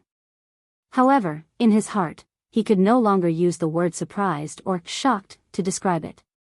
Yun Jian was clearly at a disadvantage in this matter. But why was it that Principal Lin ran away with his tail between his legs instead of Yun Jian being kicked out? Wasn't this too unbelievable? Principal Lin's intention to expel Yun Jian naturally came to an end. Obviously, Yun Jian had something on Principal Lin. Unless he did not want to be a principal anymore or wanted to lose his reputation, he would not expel Yun Jian. Yun Jian attracted a lot of attention when she returned to the classroom. Everyone knew that Yun Jian had offended the principal's daughter, Lin Mengyu. Yun Jian was most likely called to the office because of this. How could Yun Jian continue to stay in school now that the principal was here personally? Just as Yun Jian stepped into the classroom, Lu Fian ran over to ask worriedly, Xiao Jian, how is it? Are you okay? Seeing Lu Fian's worried gaze on her, Yun Jian wanted to comfort her, but a shrill female voice snatched the right to speak. The Chinese class representative, Wang Ruru, spoke up before Yun Jian could. When I went to the office to get my copybook just now, I saw our school's principal in the office. Class 1's Lin Mengyu was there too. Their expressions were somber too. How can they be okay? As she spoke, Wang Ruru pretended to be concerned about Yun Jian and asked, Oh my god, Yun Jian, you weren't expelled, were you? Class 1's Lin Mengyu is our principal's daughter. I heard that when she was in year 1, a girl accidentally spilled water on her and got expelled not long after. Her words caused quite a few students in the class to brag about it. A girl who accidentally spilled water on Lin Mengyu would be expelled from school. Yun Jian from their class had beaten Lin Mengyu up and sent her to the hospital. Did that not make things worse?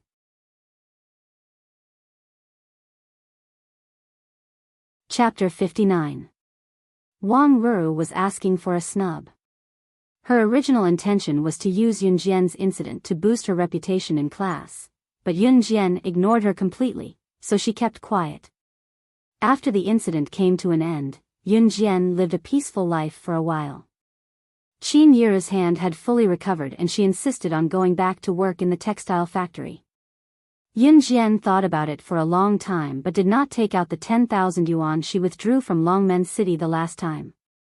It was definitely inappropriate for her to take out the money so hastily. She had no choice but to let Qin Yiru go back to work in the textile factory first. It was another sunny weekend.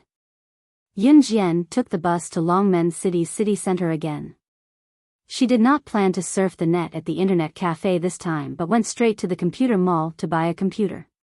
Yun Jian realized that it was inconvenient for her to come to Longmen City time and time again to surf the net, so she planned to buy a computer at home. Of course, she could not let Qin Yiru find out if she kept the computer at home. Laptops were already on the market in 1998. They could be bought in big cities like Longmen City. Yun Jian planned to buy a laptop because it was convenient to carry around. The biggest market in Longmen City was called Lianmei Shopping Center. It was the biggest shopping mall in the city. One could come here to buy anything. If one could not buy what one wanted here, it would be impossible to buy it in the entire Longmen City. The computer mall was located on the 4th floor of Lianmei Shopping Center. Yun Jian walked to the 4th floor and saw a plaque above the door that read Lianmei Computer Mall. She walked in with a small smile. There were very few people who bought computers in this era because it cost a lot to install one. Usually, only those who were worth millions would come here to buy a computer. Therefore, there was only a female attendant in the computer mall. The waitress was swatting flies with her hand out of boredom. When she heard someone coming in, she naturally knew that there was a customer. She quickly put on her signature smile, and before she looked up to see who it was, she said in her coquettish voice, "Welcome." Just as he said this, he paused. The attendant thought that the customer would be a successful man in his 40s or 50s or a middle-aged man dressed like a big boss.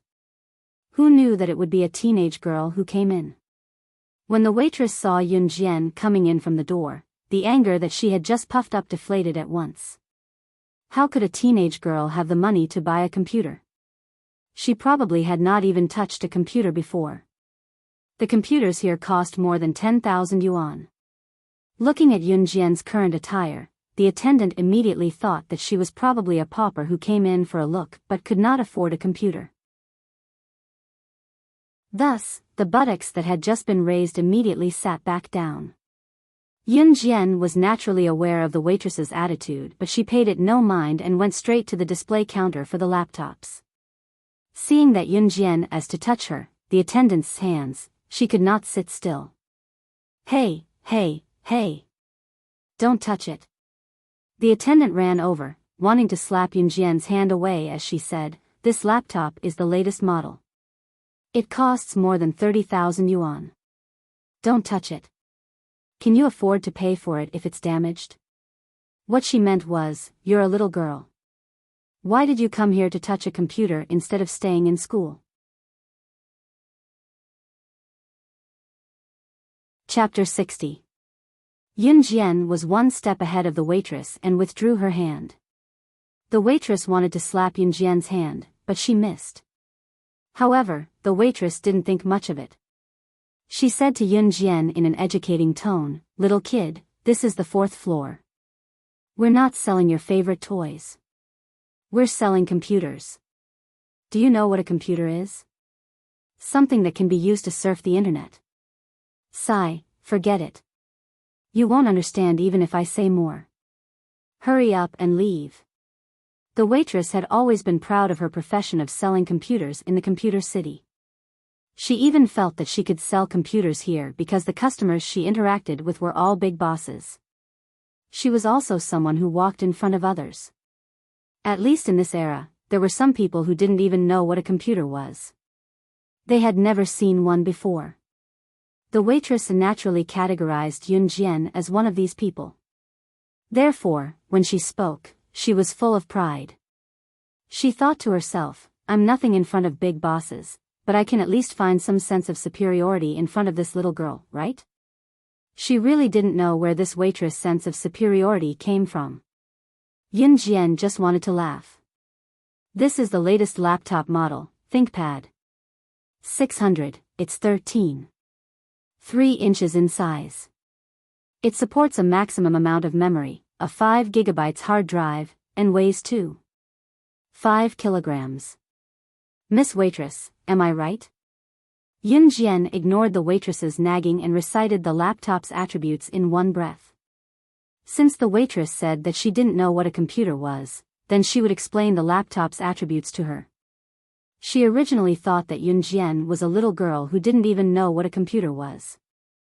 Who knew that Yun Jian could actually recite the laptop's attributes?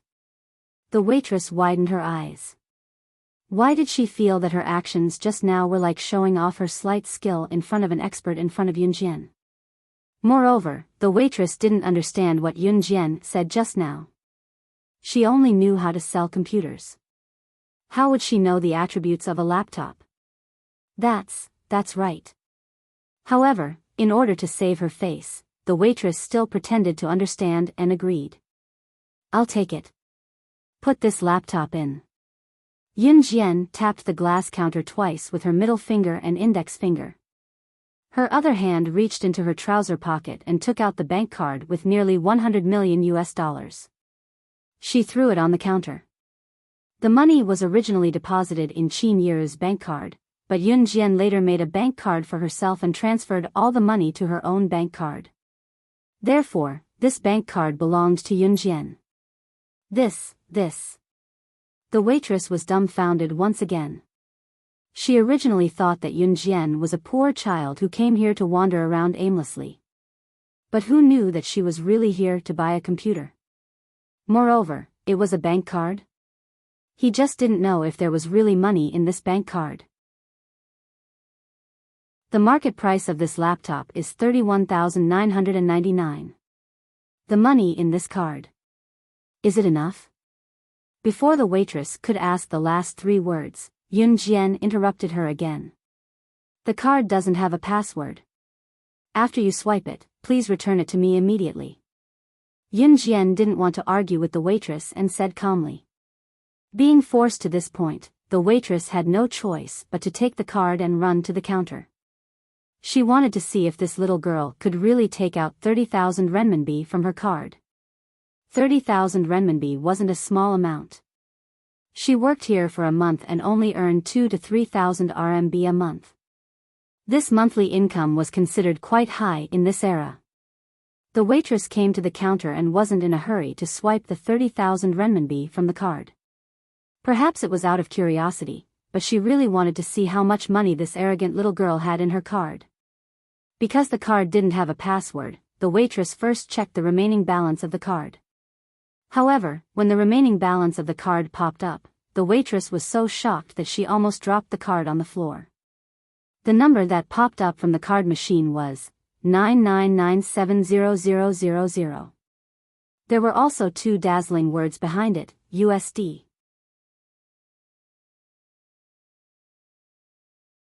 Chapter 61. There was close to $100 million in the card, which was equivalent to 600 million Chinese yuan. The waitress gripped the card with trembling hands, almost suffocating. God knew how shocked she was when she saw the number. What did it mean for a teenage girl to be able to fork out such a huge sum of money? This girl was definitely not an ordinary person. In Longmen City, anyone who had a net worth of more than $1 million was considered a tycoon. Usually, the waitresses would have to lower their heads and bow when they saw this kind of rich man with a net worth of millions. As for the girl, the waitress dared not let her imagination run wild. She quickly swiped the money for the laptop from the card and ran to where Yun Jian was. When she passed the card back to Yun Jian, the waitress's hands were trembling. Your card, please keep it safe. The waitress' attitude took a complete turn as she stammered and ran to wrap up the laptop Yun Jian had bought. She almost lost such a huge deal because of her contempt. Fortunately, Yun Jian did not seem to want to hold it against her. Yun Jian was not angry at the waitress' change in attitude. Taking the bag with the laptop the waitress passed to her, Yun Jian turned to leave. Have a safe journey. The waitress bowed deeply but did not receive any response. After exiting the computer mall, Yun Jian went to get an internet connection. It was not enough to buy a laptop without internet connection. It was already noon when she walked out of Lianmei shopping center. There was no one at home. Qin Yiru had gone to work and would only be home at night. Yun Jian had her lunch at a noodle restaurant in Longmen City before taking the bus back to Xinjiang town. As soon as she got home, she installed the broadband cable and went back to her room. She turned on her laptop and quickly tapped on it with her fingers, opening a brand new web page. This web page was used by her in her past life to contact her subordinates. She did not log in at the internet cafe that day because it was difficult for her to surf the net in public. Yun Jian logged into the web page using her previous life's codename, Slaying God. A small window popped up. It was a secret message from her subordinate, the Demoness. Shah, you're the one who stole the $100 million from the company, aren't you? You're short of money? The Demoness' secret letter was filled with disbelief. Slaying God was not short of money, but unfortunately, she was now Yun Jian. Yun Jian smiled and typed quickly on the keyboard, yes, I do. Click and send. As soon as he sent the message, the Demoness immediately replied. Give me your bank account number, and I'll transfer a few billion to you. The witch's reply was relaxed and straightforward. A few billion was nothing in her eyes. No need. We don't need it now, Yun Jian replied. To be honest, the last thing she lacked in her previous life was money. A few $100 million was nothing to her. It was only after her rebirth that she realized that a few $100 million was an astronomical figure in the eyes of ordinary people. Most people would not even have such a huge sum of money in their lifetime.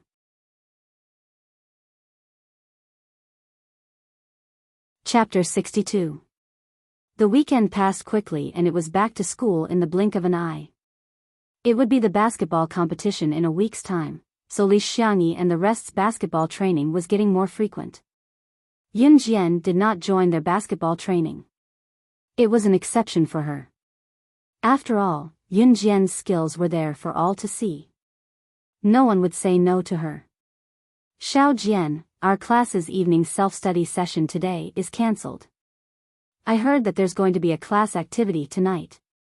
They're going to let us perform on stage or something. Our homeroom teacher has agreed to it too, saying that it's for us to relax and adjust our learning state. Just as the art class in the afternoon ended, Lu Fian went to Yun Jian's ear in exhilaration. As the years went on, the first major test of their lives was coming to the third year of junior high, the middle school entrance examination. Under such a serious situation, it was difficult for the students to adjust their mentality to study properly. Hence, the class committee held a meeting and requested special privileges from their homeroom teacher to organize an activity during the evening self-study session to liven up the atmosphere and liven up the students. Hearing that the evening self-study session was no longer required and they could even do activities, the students in the class were overjoyed, including Lu Fian. As a matter of fact, Lu Fian went to Yun Jian to tell her about it right after class. Oh. Yun Jian was not interested in such things as she sprawled on her desk and took a short nap. Aya, Xiao Jian, don't be so nonchalant. It's rare to have an activity like this. When it's over, we won't have time to play anymore. We'll have to focus on our studies next, so you have to look happy too. Lu Fian pouted. Then, as if remembering something, Lu Fian told Yun Jian, right, Xiao Jian, we can sign up for the evening self-study session. I signed up and want to sing a song to liven up the atmosphere. Xiao Jian, do you want to come with me? It was only then that Yun Jian looked up. She pressed her lips together and glanced at Lu Fian with a smile. I'll pass. Oh, okay then. Lu Fian could only give up. The evening self-study session came as scheduled. The purpose of the activity was to relax everyone's tense emotions. As long as they signed up with the class committee, any student in the class could go up on stage and perform a small performance. For example, singing a song or dancing. The activity this time was actually thought up by the Chinese class representative, Wang Ruru. Hence, she was the one who hosted the entire activity this time. It was obvious that Wang Ruru liked to be in the limelight, or else she would not have gossiped about Yunjian's eyes. During the event, the atmosphere at the scene was indeed very lively. Lu Fian also went up to the podium and sang a song. Her sweet voice welcomed the applause of the whole class. Yunjian clapped for LV Fian as well. She sat in her seat and watched the show. After Lu Fian got off the stage, Wang Ruru held the name list of the students who came up on stage to perform. Suddenly, she glanced at Yunjian maliciously and snorted in her heart. Next is Yunjian. She's going to perform a dance for us. Let's give her a round of applause. Wang Ruru glanced at Yunjian maliciously and said. Obviously, Wang Ruru was holding a grudge. She remembered that Yunjian did not give her face last time and ignored her, so she added Yunjian's name to the list of people who were going to perform. Wang Ruru was well aware of Yunjian's background. She came from the countryside, so how could she have learned how to dance? She had already written her name on the list. Yunjian had to dance even if she didn't want to. Wang Ruru suddenly pulled out a smile, which was very strange. She was waiting to see Yunjian make a fool of herself. Who asked her to not give her face that day?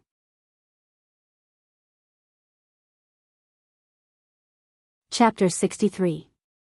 The event this time was just a small class activity, so it was not as formal as a joint performance on New Year's Day. The students were only going up to sing a song or dance at the last minute to liven things up. Therefore, Wang Ruru had put Yunjian's name on the list of students who were going up to perform.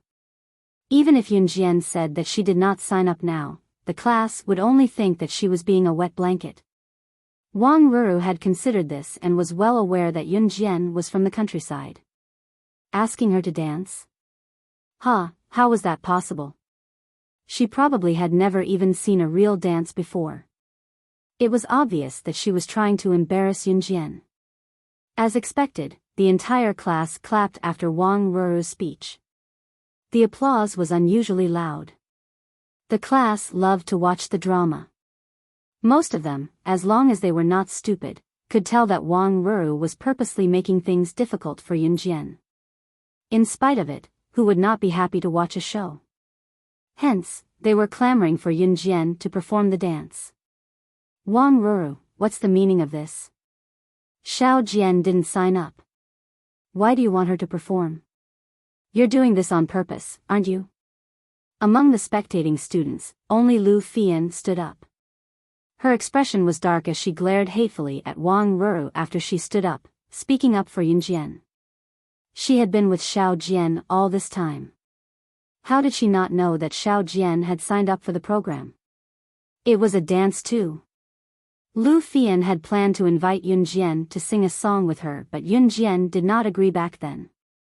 It was obvious that Wang Ruru was using her power to avenge a personal grudge by adding Yunjian to the list and asking Yunjian to perform a dance. Most of them knew how to sing, or even sing the national anthem. However, most of them didn't know how to dance. Was it not obvious that they were bullying Xiao Jian? Lu Fian was the first to stand up. What do you mean? Didn't I call out the names according to the order on the registration form? Did I just randomly add Yunjian's name? I'm not as free as you guys. Wang Ruru refused to admit that her scheme had succeeded. After she said that, Wang Ruru suddenly made an exaggerated expression of shock like she had discovered a new world. She looked at Yunjian and raised her voice, asking the obvious. Oh God, Yunjian, don't you know how to dance? Why did you sign up for a dance then? Since you've signed up, you have to perform. Why don't you do a few moves?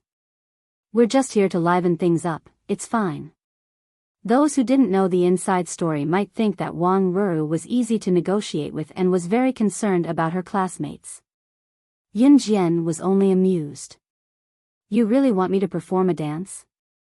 This time, Yunjian did not let Lu Fian stand up for her.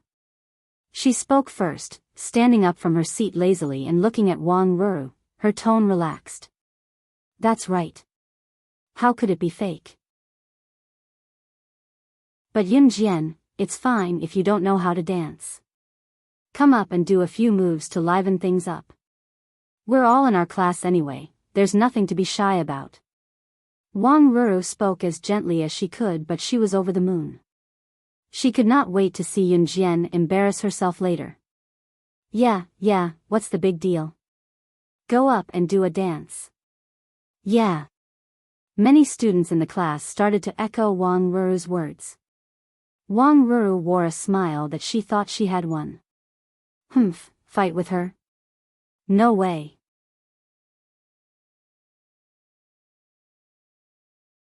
Chapter 64. Xiao Jian. Lu Fian clenched her fists when she heard Yunjian say, "I'll dance," and called out softly, worried about Yunjian. It was a feeling of helplessness.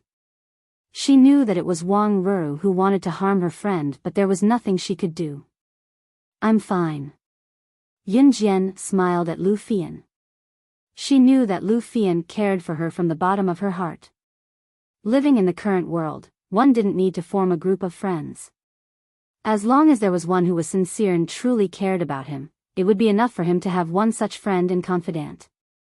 Whenever Lu Fian heard Yunjian say, "I'm fine," whenever something happened, she felt like she could calm down.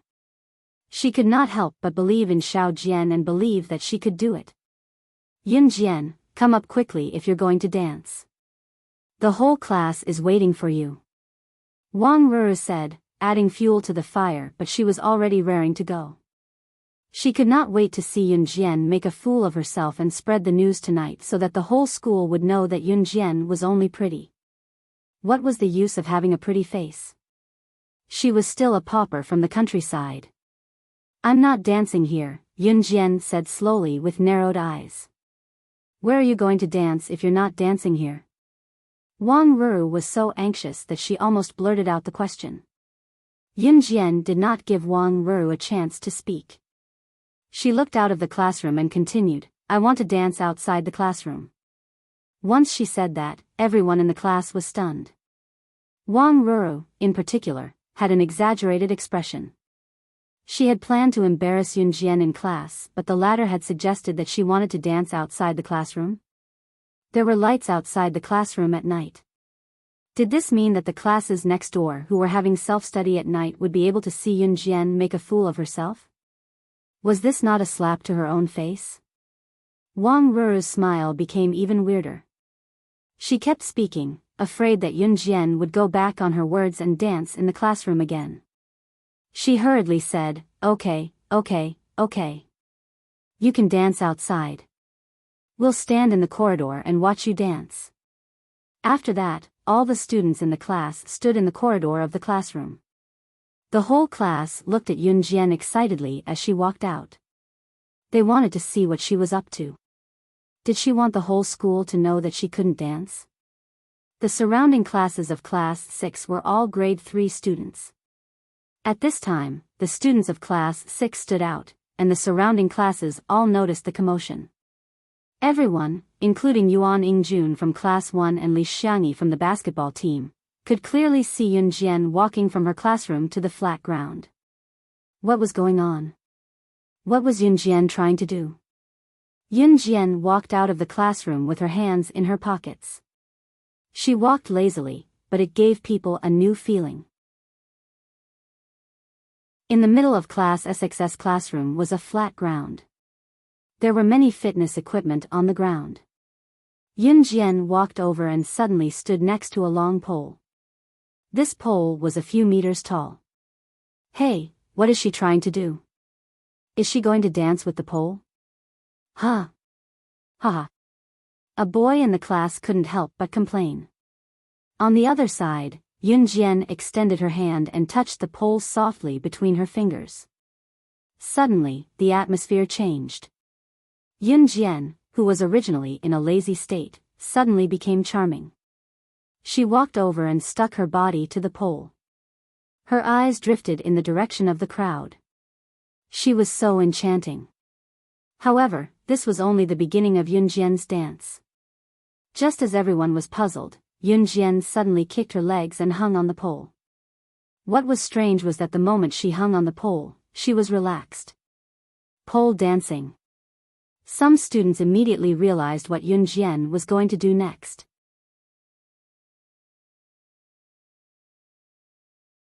Chapter 65. Yun Jian, what are you doing hanging on the pole? Wang Ruru was stupid. She still hadn't realized what Yun Jian was doing. She couldn't help but mock her again. At this moment, a scene that made Wang Ruru's jaw drop appeared. Yun Jian held the pole with one hand. Her legs were wrapped around the pole, and she started to spin around the pole. Her every move was enchanting and charming, but it matched the rhythm of the dance and the charm of classical music. There was no accompaniment, but Yun Jian's pole dance was mesmerizing. She sucked her legs, bent her waist, and crossed her arms. She did every move perfectly. At this moment, Wang Ruru could only stare with her eyes wide open. She couldn't say a word. She originally wanted to embarrass Yun Jian, but at this moment, even a fool could tell that Yun Jian's dance was something she had never seen before. She knew that it was impossible to achieve this effect without years of practice. Yun Jian actually knew how to pole dance? Yuan Yingjun from Class 1 was stunned. All this while, Yun Jian's beauty was well known to the public. In spite of it, she usually dressed in a plain, loose-fitting outfit that hid her figure completely. As for this pole dance, there was gentleness within the hardness. Especially when she was posing, her loose clothes clung to her body, revealing her proud curves and her slender and perfect figure. Everything was unreservedly displayed. Oh my God! So beautiful! A boy in the crowd couldn't help but shout. The atmosphere reached its peak at this moment. Until the end, when the dance ended, everyone was still stuck in their high spirits and couldn't extricate themselves. Yun Jian got off the ground easily. She smiled and looked at Wang Ruru. At this moment, Wang Ruru's feelings could no longer be described as shock. It was an expression worse than eating shit. Yun Jian retracted her gaze and walked slowly to the classroom. Pole dancing was a dance that she had to know as a secret agent in her past life. She could master the dance perfectly and bring out different charms. It was just that she did not expect to be able to dance here in front of everyone today. Yun Jian went to Wang Ruru and said with a half-smile, "I'm done." As she spoke, she went back to the classroom without waiting for the other party's agreement. "Hey, Xiao Jian." Before she entered the classroom, she was stopped by Yuan Yingjun, who ran out of Class 1. Yun Jian could tell that it was Yuan Yingjun's voice right away. "Xiao Jian, have you forgiven me? So the dance just now was done outside just for me to see?" Yuan Yingjun couldn't find the dignity to run away last time, but he was still unwilling to give up. He didn't think that Yun Jian really disliked him. He merely thought that Yun Jian was just acting out of spite. After all, it was impossible to find a boy as outstanding as him in Xinjiang town. If it wasn't for this reason, why would Yun Jian stand outside and do a pole dance where he could see? Yun Jian almost burst out laughing when she heard what Yuan Yingjun said. She had never met someone as shameless as Yuan Yingjun. How many times had she emphasized it, but Yuan Yingjun was still stubborn enough to come to her. It was no wonder then. When the original owner of her body was still around and Yuan Yingjun was still dating Lin Mengyu, he would pester her like a sticky candy. There was an 80% chance that Yuan Yingjun was being shameless.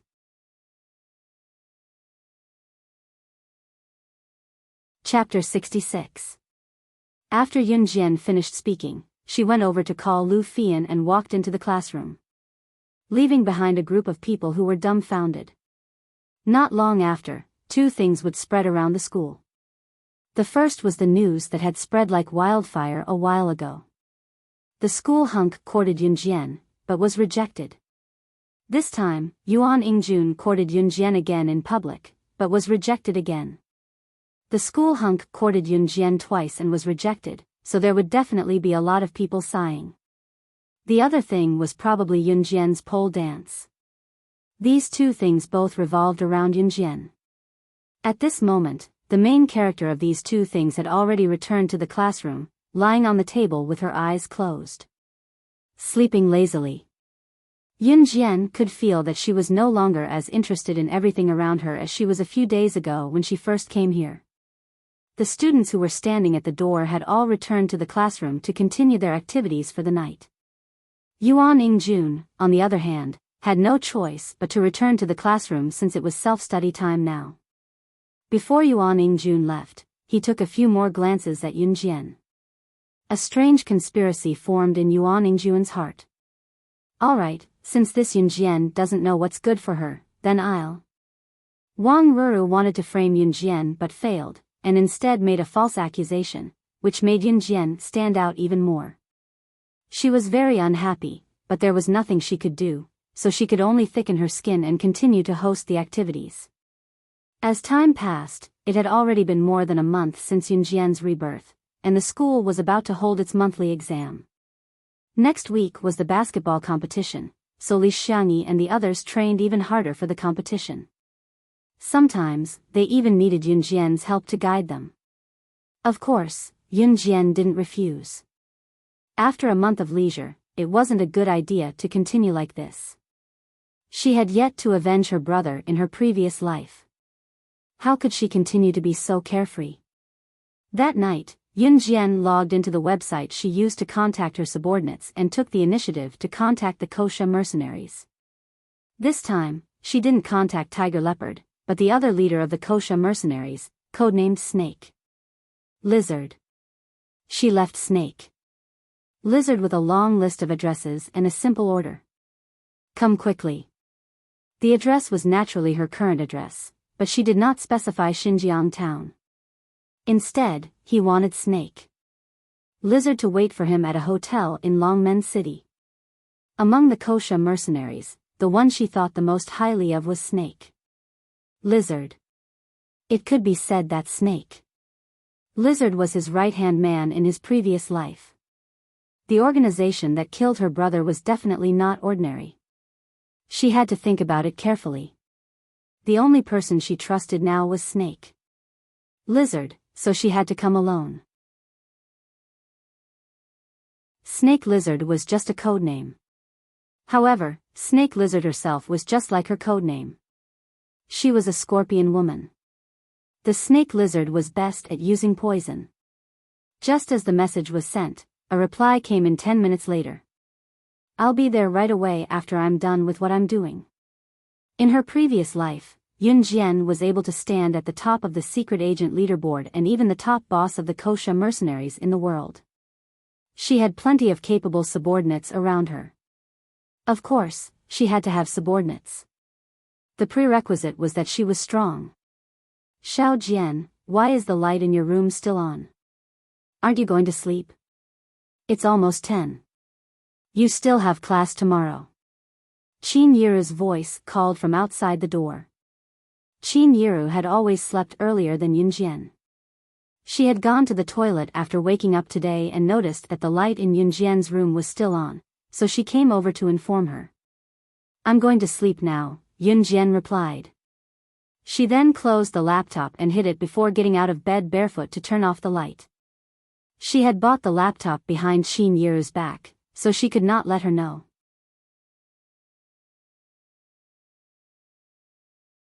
Chapter 67.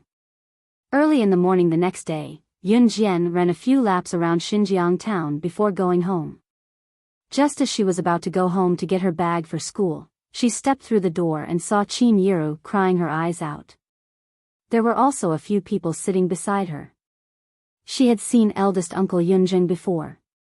Beside Yunjing sat two old men. These two were not outsiders, but her nominal grandfather and grandmother. At this moment, no matter if it was Qin Yiru, Yunjing, grandfather Yunzhong, or grandmother Lu Lanhua, their expressions were all ugly. What divorce?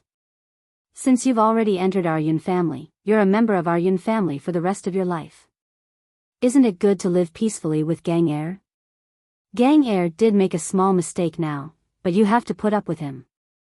Isn't it just borrowing money from a loan shark? Also, which man nowadays doesn't cheat? You, don't try to kill yourself. Anyway, if you want to divorce our Gang Heir, there's no way. Grandmother Lu Lanhua pointed at Qin Yiru's nose. She was wearing a fancy dress, and her words were even more frivolous.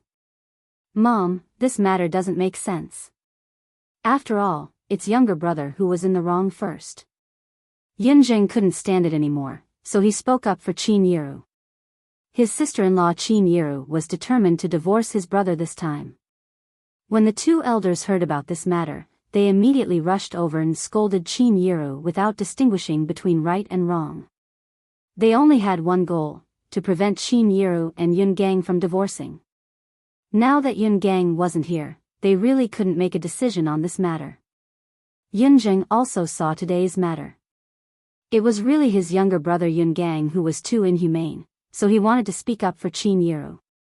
But after Yunjing said that, Lu Lanhua became even more agitated. She even scolded Yunjing along with it. Alright, boss, why are you siding with an outsider? Anyway, this old woman will definitely not agree to this matter. Over my dead body. Lu Lanhua tried her best to maintain her aura, but she still wanted to act shamelessly. How could she allow Qin Yiru to divorce her son Yun Gang? All these years, his son had been living an easy life. It was all because of Qin Yiru, this cow, who worked so hard to earn money to support him. If the two of them really divorced, then not only would he not get any benefits, he might even have to pay for an unfilial son. Therefore, no matter what, he had to let Qin Yiru continue to be a spendthrift. Grandpa Yunzhong didn't say a word.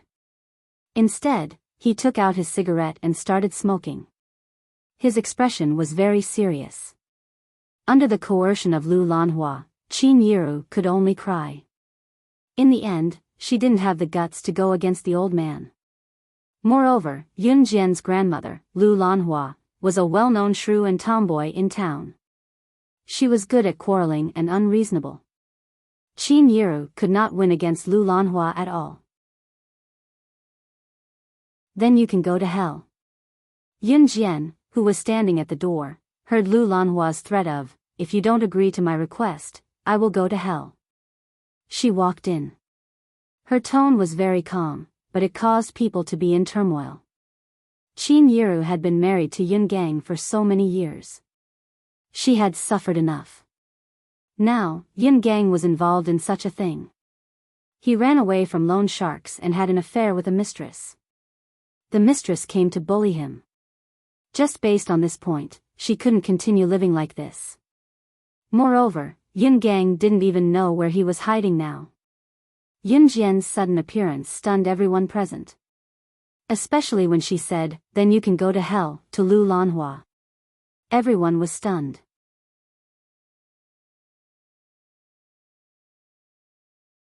Chapter 68. While they were still in a daze, Yun Jian was already standing in front of Qin Yiru. She could find her grandmother, Lu Lanhua, in the original owner's memory. She was rude, unreasonable, and unreasonable. Usually, Qin Yiru had to suffer from Lu Lanhua's anger. But Qin Yiru's personality was like that. She would not compete with the elderly, so she was always bullied. You want me to die? You don't even acknowledge your grandmother. You unfilial daughter. Where is the justice? Lu Lanhua was the first to react. She made a face that looked like she could barely catch her breath and pointed a finger at Yun Jian, barking fiercely. Lu Lanhua was an old woman who favored boys over girls. If it was Yun Yi who stood here and spoke to Lu Lanhua in such a tone, Lu Lanhua would never speak to Yun Yi in such a tone. It was a pity that Yun Jian was a girl, so Lu Lanhua found her an eyesore. There was a difference between a granddaughter and a grandson. Didn't you say it yourself? My mother wants to divorce Yun Gang. Unless you die, you won't agree? Yun Jian narrowed her eyes and her long eyelashes fluttered. When everyone heard this, their hearts skipped a beat. Lu Lanhua did say this just now, but everyone knew that grandmother Lu Lanhua had only said it out of anger to threaten Qin Yiru. How would she dare to really die? In spite of it, Yun Jian spoke frankly. Glaring coldly at her nominal grandmother, she enunciated, since you don't agree, you can go to hell. My mother will not continue living with Yun Gang. This marriage must be divorced. Yun Jian called Yun Gang by his name. It was obvious that she did not treat Yun Gang as her father. A father like this was not a father at all. Is it up to a little kid like you to interfere in whether your mother wants to divorce or not? Lu Lanhua was so angry that she took a few deep breaths. Finally, she gritted her teeth and shouted at Yun Jian and Qin Yiru, "Fine, divorce. Li. But the two of you must become monks with nothing. You're not allowed to take anything from this room. And little E must follow us." To Lu Lanhua, the house and her grandson, Yun Yi, were the most important things. In other words, Qin Yiru, the ATM, who worked so hard to make money for her family, could no longer stay. She would take Yun Jian with her. However, Yun Yi was her grandson. She had to stay. Yun Jian chuckled. It was a mocking smirk. If her memory served her right, it was Qin Yiru who had earned the money to build the second floor of their house. All these years, Qin Yiru's efforts for this family could not be described with just a few words. And Lu Lanhua actually wanted them to become nuns with nothing? Wasn't this blatant bullying? Just as Yun Jian was about to speak, Qin Yiru interrupted her. "Mom. I'm calling you Mom for the last time because you're also a mother. You know how a mother feels." Qin Yiru gathered her courage and wiped away her tears. She continued, "I can give up everything in this house, but I want to take little E with me." "Impossible." Just as Qin Yiru finished speaking, Lu Lanhua shouted in agitation. Her grandson. Lu Lanhua had 2 sons in total, Yun Zheng and Yun Gang. Her eldest son, Yun Zheng, only had 1 daughter, Yun Xiaoya. Only her second son, Yun Gang, had a son.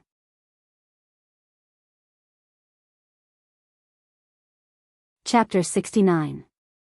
Qin Yiru was truly disappointed that things had escalated to this point. She could still give in to Lu Lanhua if it did not involve the child's upbringing. However, once she thought of Lu Lanhua wanting to keep her son, Yun Yi, no matter how good-tempered Qin Yiru was, she was still enraged. She was a mother. She could give up the money she had worked so hard to earn all these years, but she had to take her children with her. "All the houses here belong to you guys. I won't take them, but Xiao Yi and Xiao Jian are my children. I'll take them with me." Yun Jian held Qin Yiru's hand, giving Qin Yiru, who was on the brink of despair, some courage. It was the first time Qin Yiru spoke angrily to Lu Lanhua. No matter how good-tempered a person was, they would be forced to lose their temper. Qin Yiru could not take it anymore. Her husband was on credit and had an affair, throwing all the chores to her. Even if she wanted a divorce now, there was a difficult mother-in-law who refused to allow it. That was one thing, but now, even her child was being snatched away. How could she stand it? Great, you're rebelling." It was Qin Yiru's first time being angry at Lu Lanhua. Lu Lanhua was stunned for a few seconds before she stretched her hand to slap Qin Yiru as she cursed. Before Lu Lanhua's slap could land on Qin Yiru's cheek, however, a slender hand caught the old, wrinkled hand. Slap. Yun Jian gave Lu Lanhua a slap with a backhand. The surroundings were quiet, but the slap was loud and clear. Everyone present was dumbfounded by what they saw. No matter what, Lu Lanhua was an elder. No one present thought that Yun Jian would slap Lu Lanhua in public. A granddaughter slapping her grandmother? While everyone watched the scene in shock, Yun Jian chuckled, sending chills down their spines. "Try hitting my mom if you dare. I guarantee that you'll walk out of here alive." Don't say that Yun Jian did not respect her elders or that she had gone overboard. She admitted that she was not a good person. She was very protective and selfish. She would not tolerate anyone who bullied her mother, including this grandmother in name. Lu Lanhua, who was slapped, covered her face and looked at Yun Jian in disbelief. Yun Jian had always been timid and cowardly. Even after what she said just now, Yun Jian was someone who did not dare to do what she said. What did she do just now? This useless granddaughter of his actually slapped him?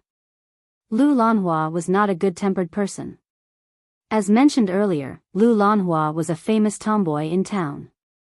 She had her ways when it came to quarrel, and she was unreasonable. After being slapped by his own granddaughter today, how could he let it go so easily? Well, you've learned how to be mean? You even dare to hit your own grandmother? Do you think I'm an old woman? Do you think I'm too old to hit you? If I don't teach you a lesson on behalf of your shameless mother today, you won't be done. Lu Lanhua rolled up her sleeves and walked towards Yunjian angrily.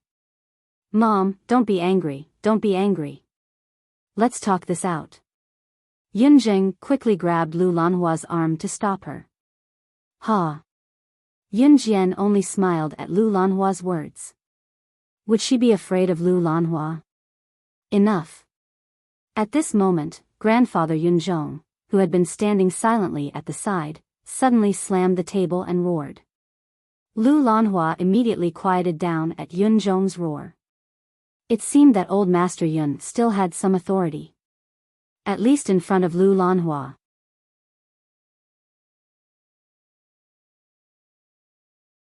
Chapter 70. Yunzhong's visit this time was to persuade Qin Yiru as well. His original intention was the same as Lu Lanhua's, to make peace.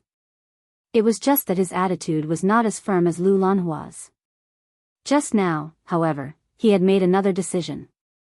His second daughter-in-law, Qin Yiru, had it tough marrying this unfilial son of his. She had never had a good day in all the years she had been married. Yunzhong felt sorry for Qin Yiru. She was such a good daughter, but after marrying this unfilial son, her life was getting worse.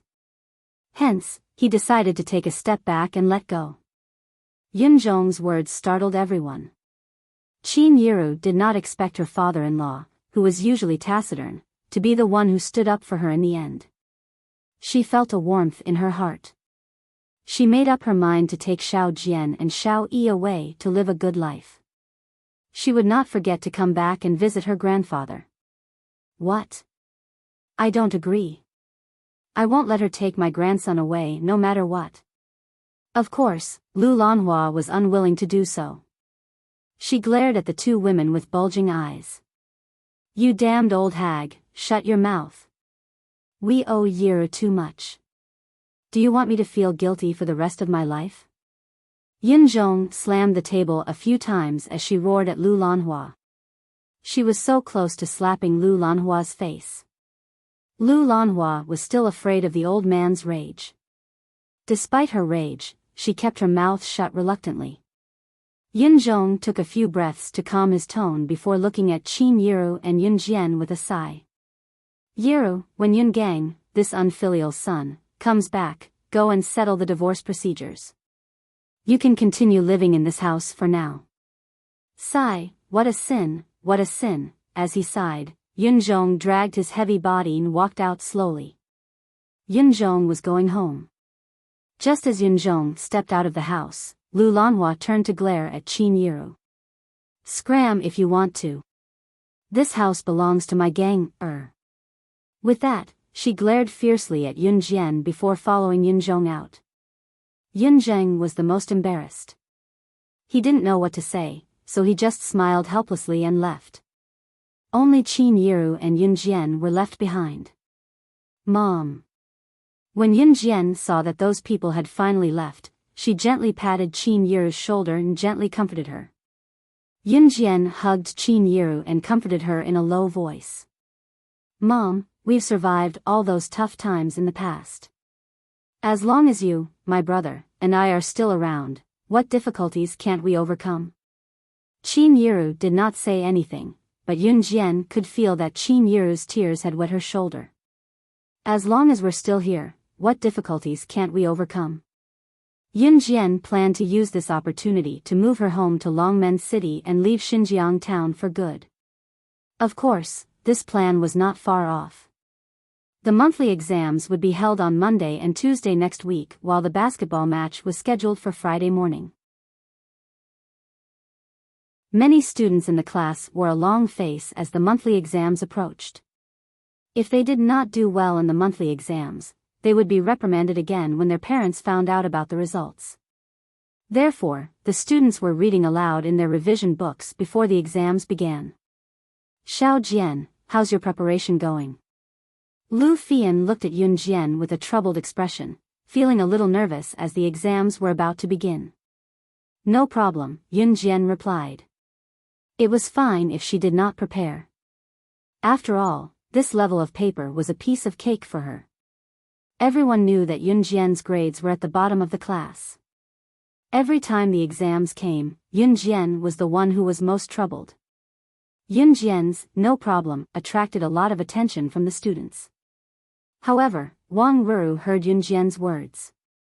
She was still holding a grudge about what happened last time, so she could not help coming over to mock Yun Jian when she heard that she was "no problem" with her studies.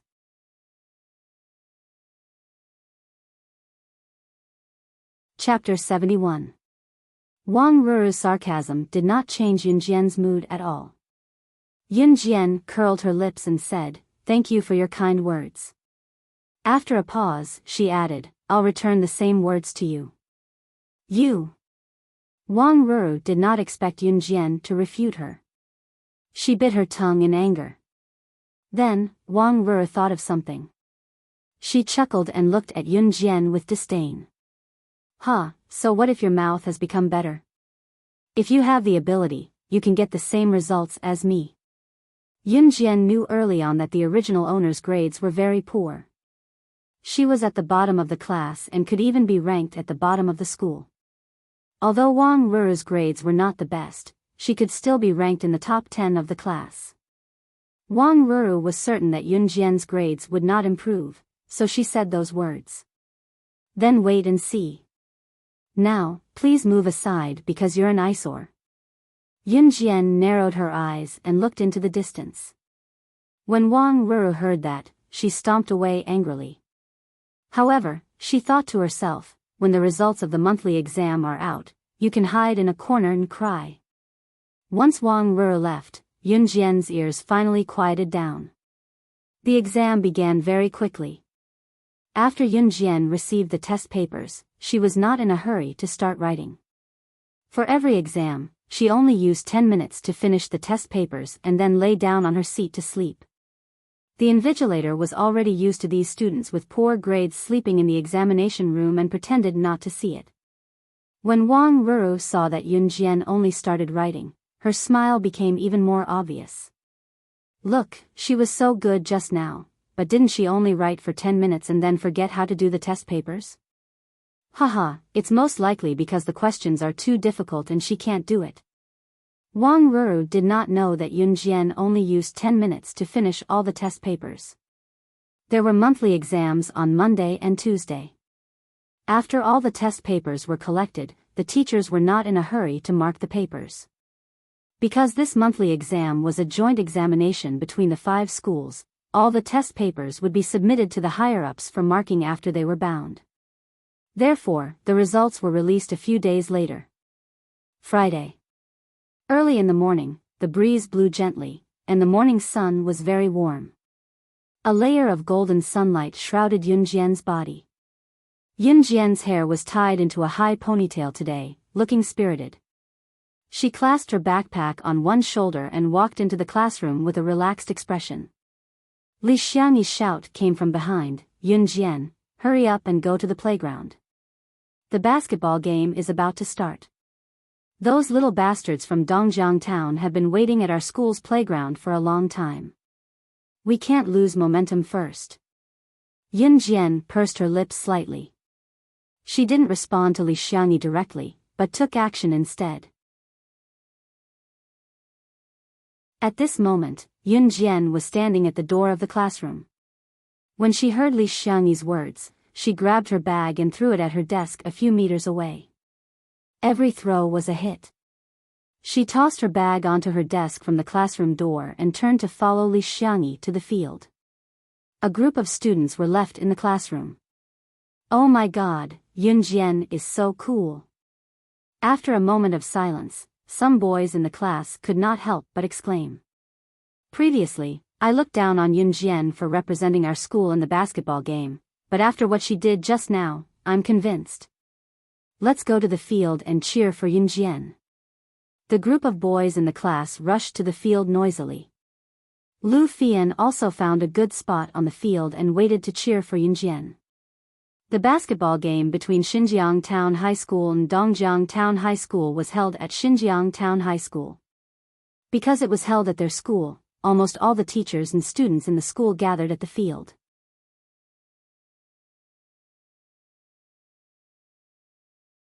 Chapter 72. The captain of Dongjiang Town High School's basketball team, Zhang Jun, had brought his team to the field early in the morning. The moment he saw Yunjian, he smiled so widely that his eyes narrowed into slits. This time, with Yunjian in Xinjiang Town High School's team, Dongjiang Town High School would definitely win. A girl playing basketball? Heh, this must be a joke. In fact, Zhang Jun was not the only one who thought so. Most of the teachers and students in Xinjiang Town High School were worried as well. A girl playing against Dongjiang Town High School's basketball team was something that had never happened in recent years. After all, it was a fact that girls' stamina was not as good as boys. Could their school still win? However, everyone continued to watch with anticipation. Shoo! At that moment, the referee blew the whistle. Both teams took their positions. This time, there were 3 rounds in the basketball game, and the winner would win 2 out of 3 games. In other words, if either side won 2 games first, they would win. Unlike the other panicking basketball players, Yunjian was in good condition. She did not show any signs of panic just because it was a basketball game. In this basketball game, as the only girl on the court, Yunjian naturally received everyone's attention. I now announce that the first round of the annual friendly basketball game between Xinjiang Town High School and Dongjiang Town High School has officially begun. Players, please get ready. Ready. Shoo! After the referee finished speaking, he blew the whistle that signified the start of the game. Go for it. Yunjian. Go for it. Yunjian. As soon as the whistle was blown and the game began, a deafening and rhythmic cheer erupted. All the teachers and students looked up in surprise in the direction of the sound. They saw the entire grade 12 class 6 cheering for Yunjian rhythmically. The sound echoed through the clouds. At that moment, on the basketball court, Yunjian's thin figure ran out like a bolt of lightning the moment the game began. The basketball in her hands seemed to have a life of its own as it moved nimbly. Seeing that Yunjian was getting closer and closer to the basketball hoop that they were guarding, Zhang Jun looked at her in fear and shouted at his team members, "Stop her! Stop her!" Zhang Jun did not expect that Wen Rui would actually let Yunjian play such an important first serve. What was even more unexpected was that this young lady whom he had looked down upon for half a day, actually had such speed. Closer, even closer. Looking at the 2 opposing basketball players who were blocking her way, Yunjian suddenly flashed a smile. There was a rule in a basketball game. When dribbling, the basketball had to be bounced continuously. One could not run while holding the ball. But do you think you can stop me like this? No way. Yunjian grinned. She tapped the basketball in her hand. The basketball bounced up and down and rolled between the 2 opposing basketball players who were blocking Yunjian. It was so fast that no one could react in time. Just as the basketball used the rebound force to pass between the 2 opposing basketball players, Yunjian also ran towards the 2 players. Is she crazy? Was he going to throw the ball directly to the opponent? We're going to lose, we're going to lose. The people who were watching the game exclaimed. However, in the next moment, Yunjian was in front of the 2 opponents. She kicked hard on the ground and leaped up.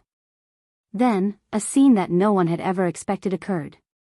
Yunjian did a 2-meter somersault and went over the 2 opposing basketball players. She landed steadily.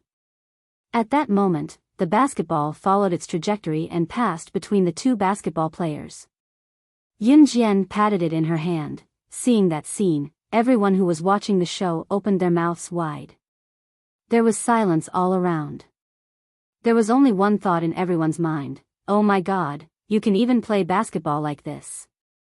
Oh my God, this girl is actually so strong. Simple complaint, oh my God. You're tuning into the Romantic Tales YouTube channel.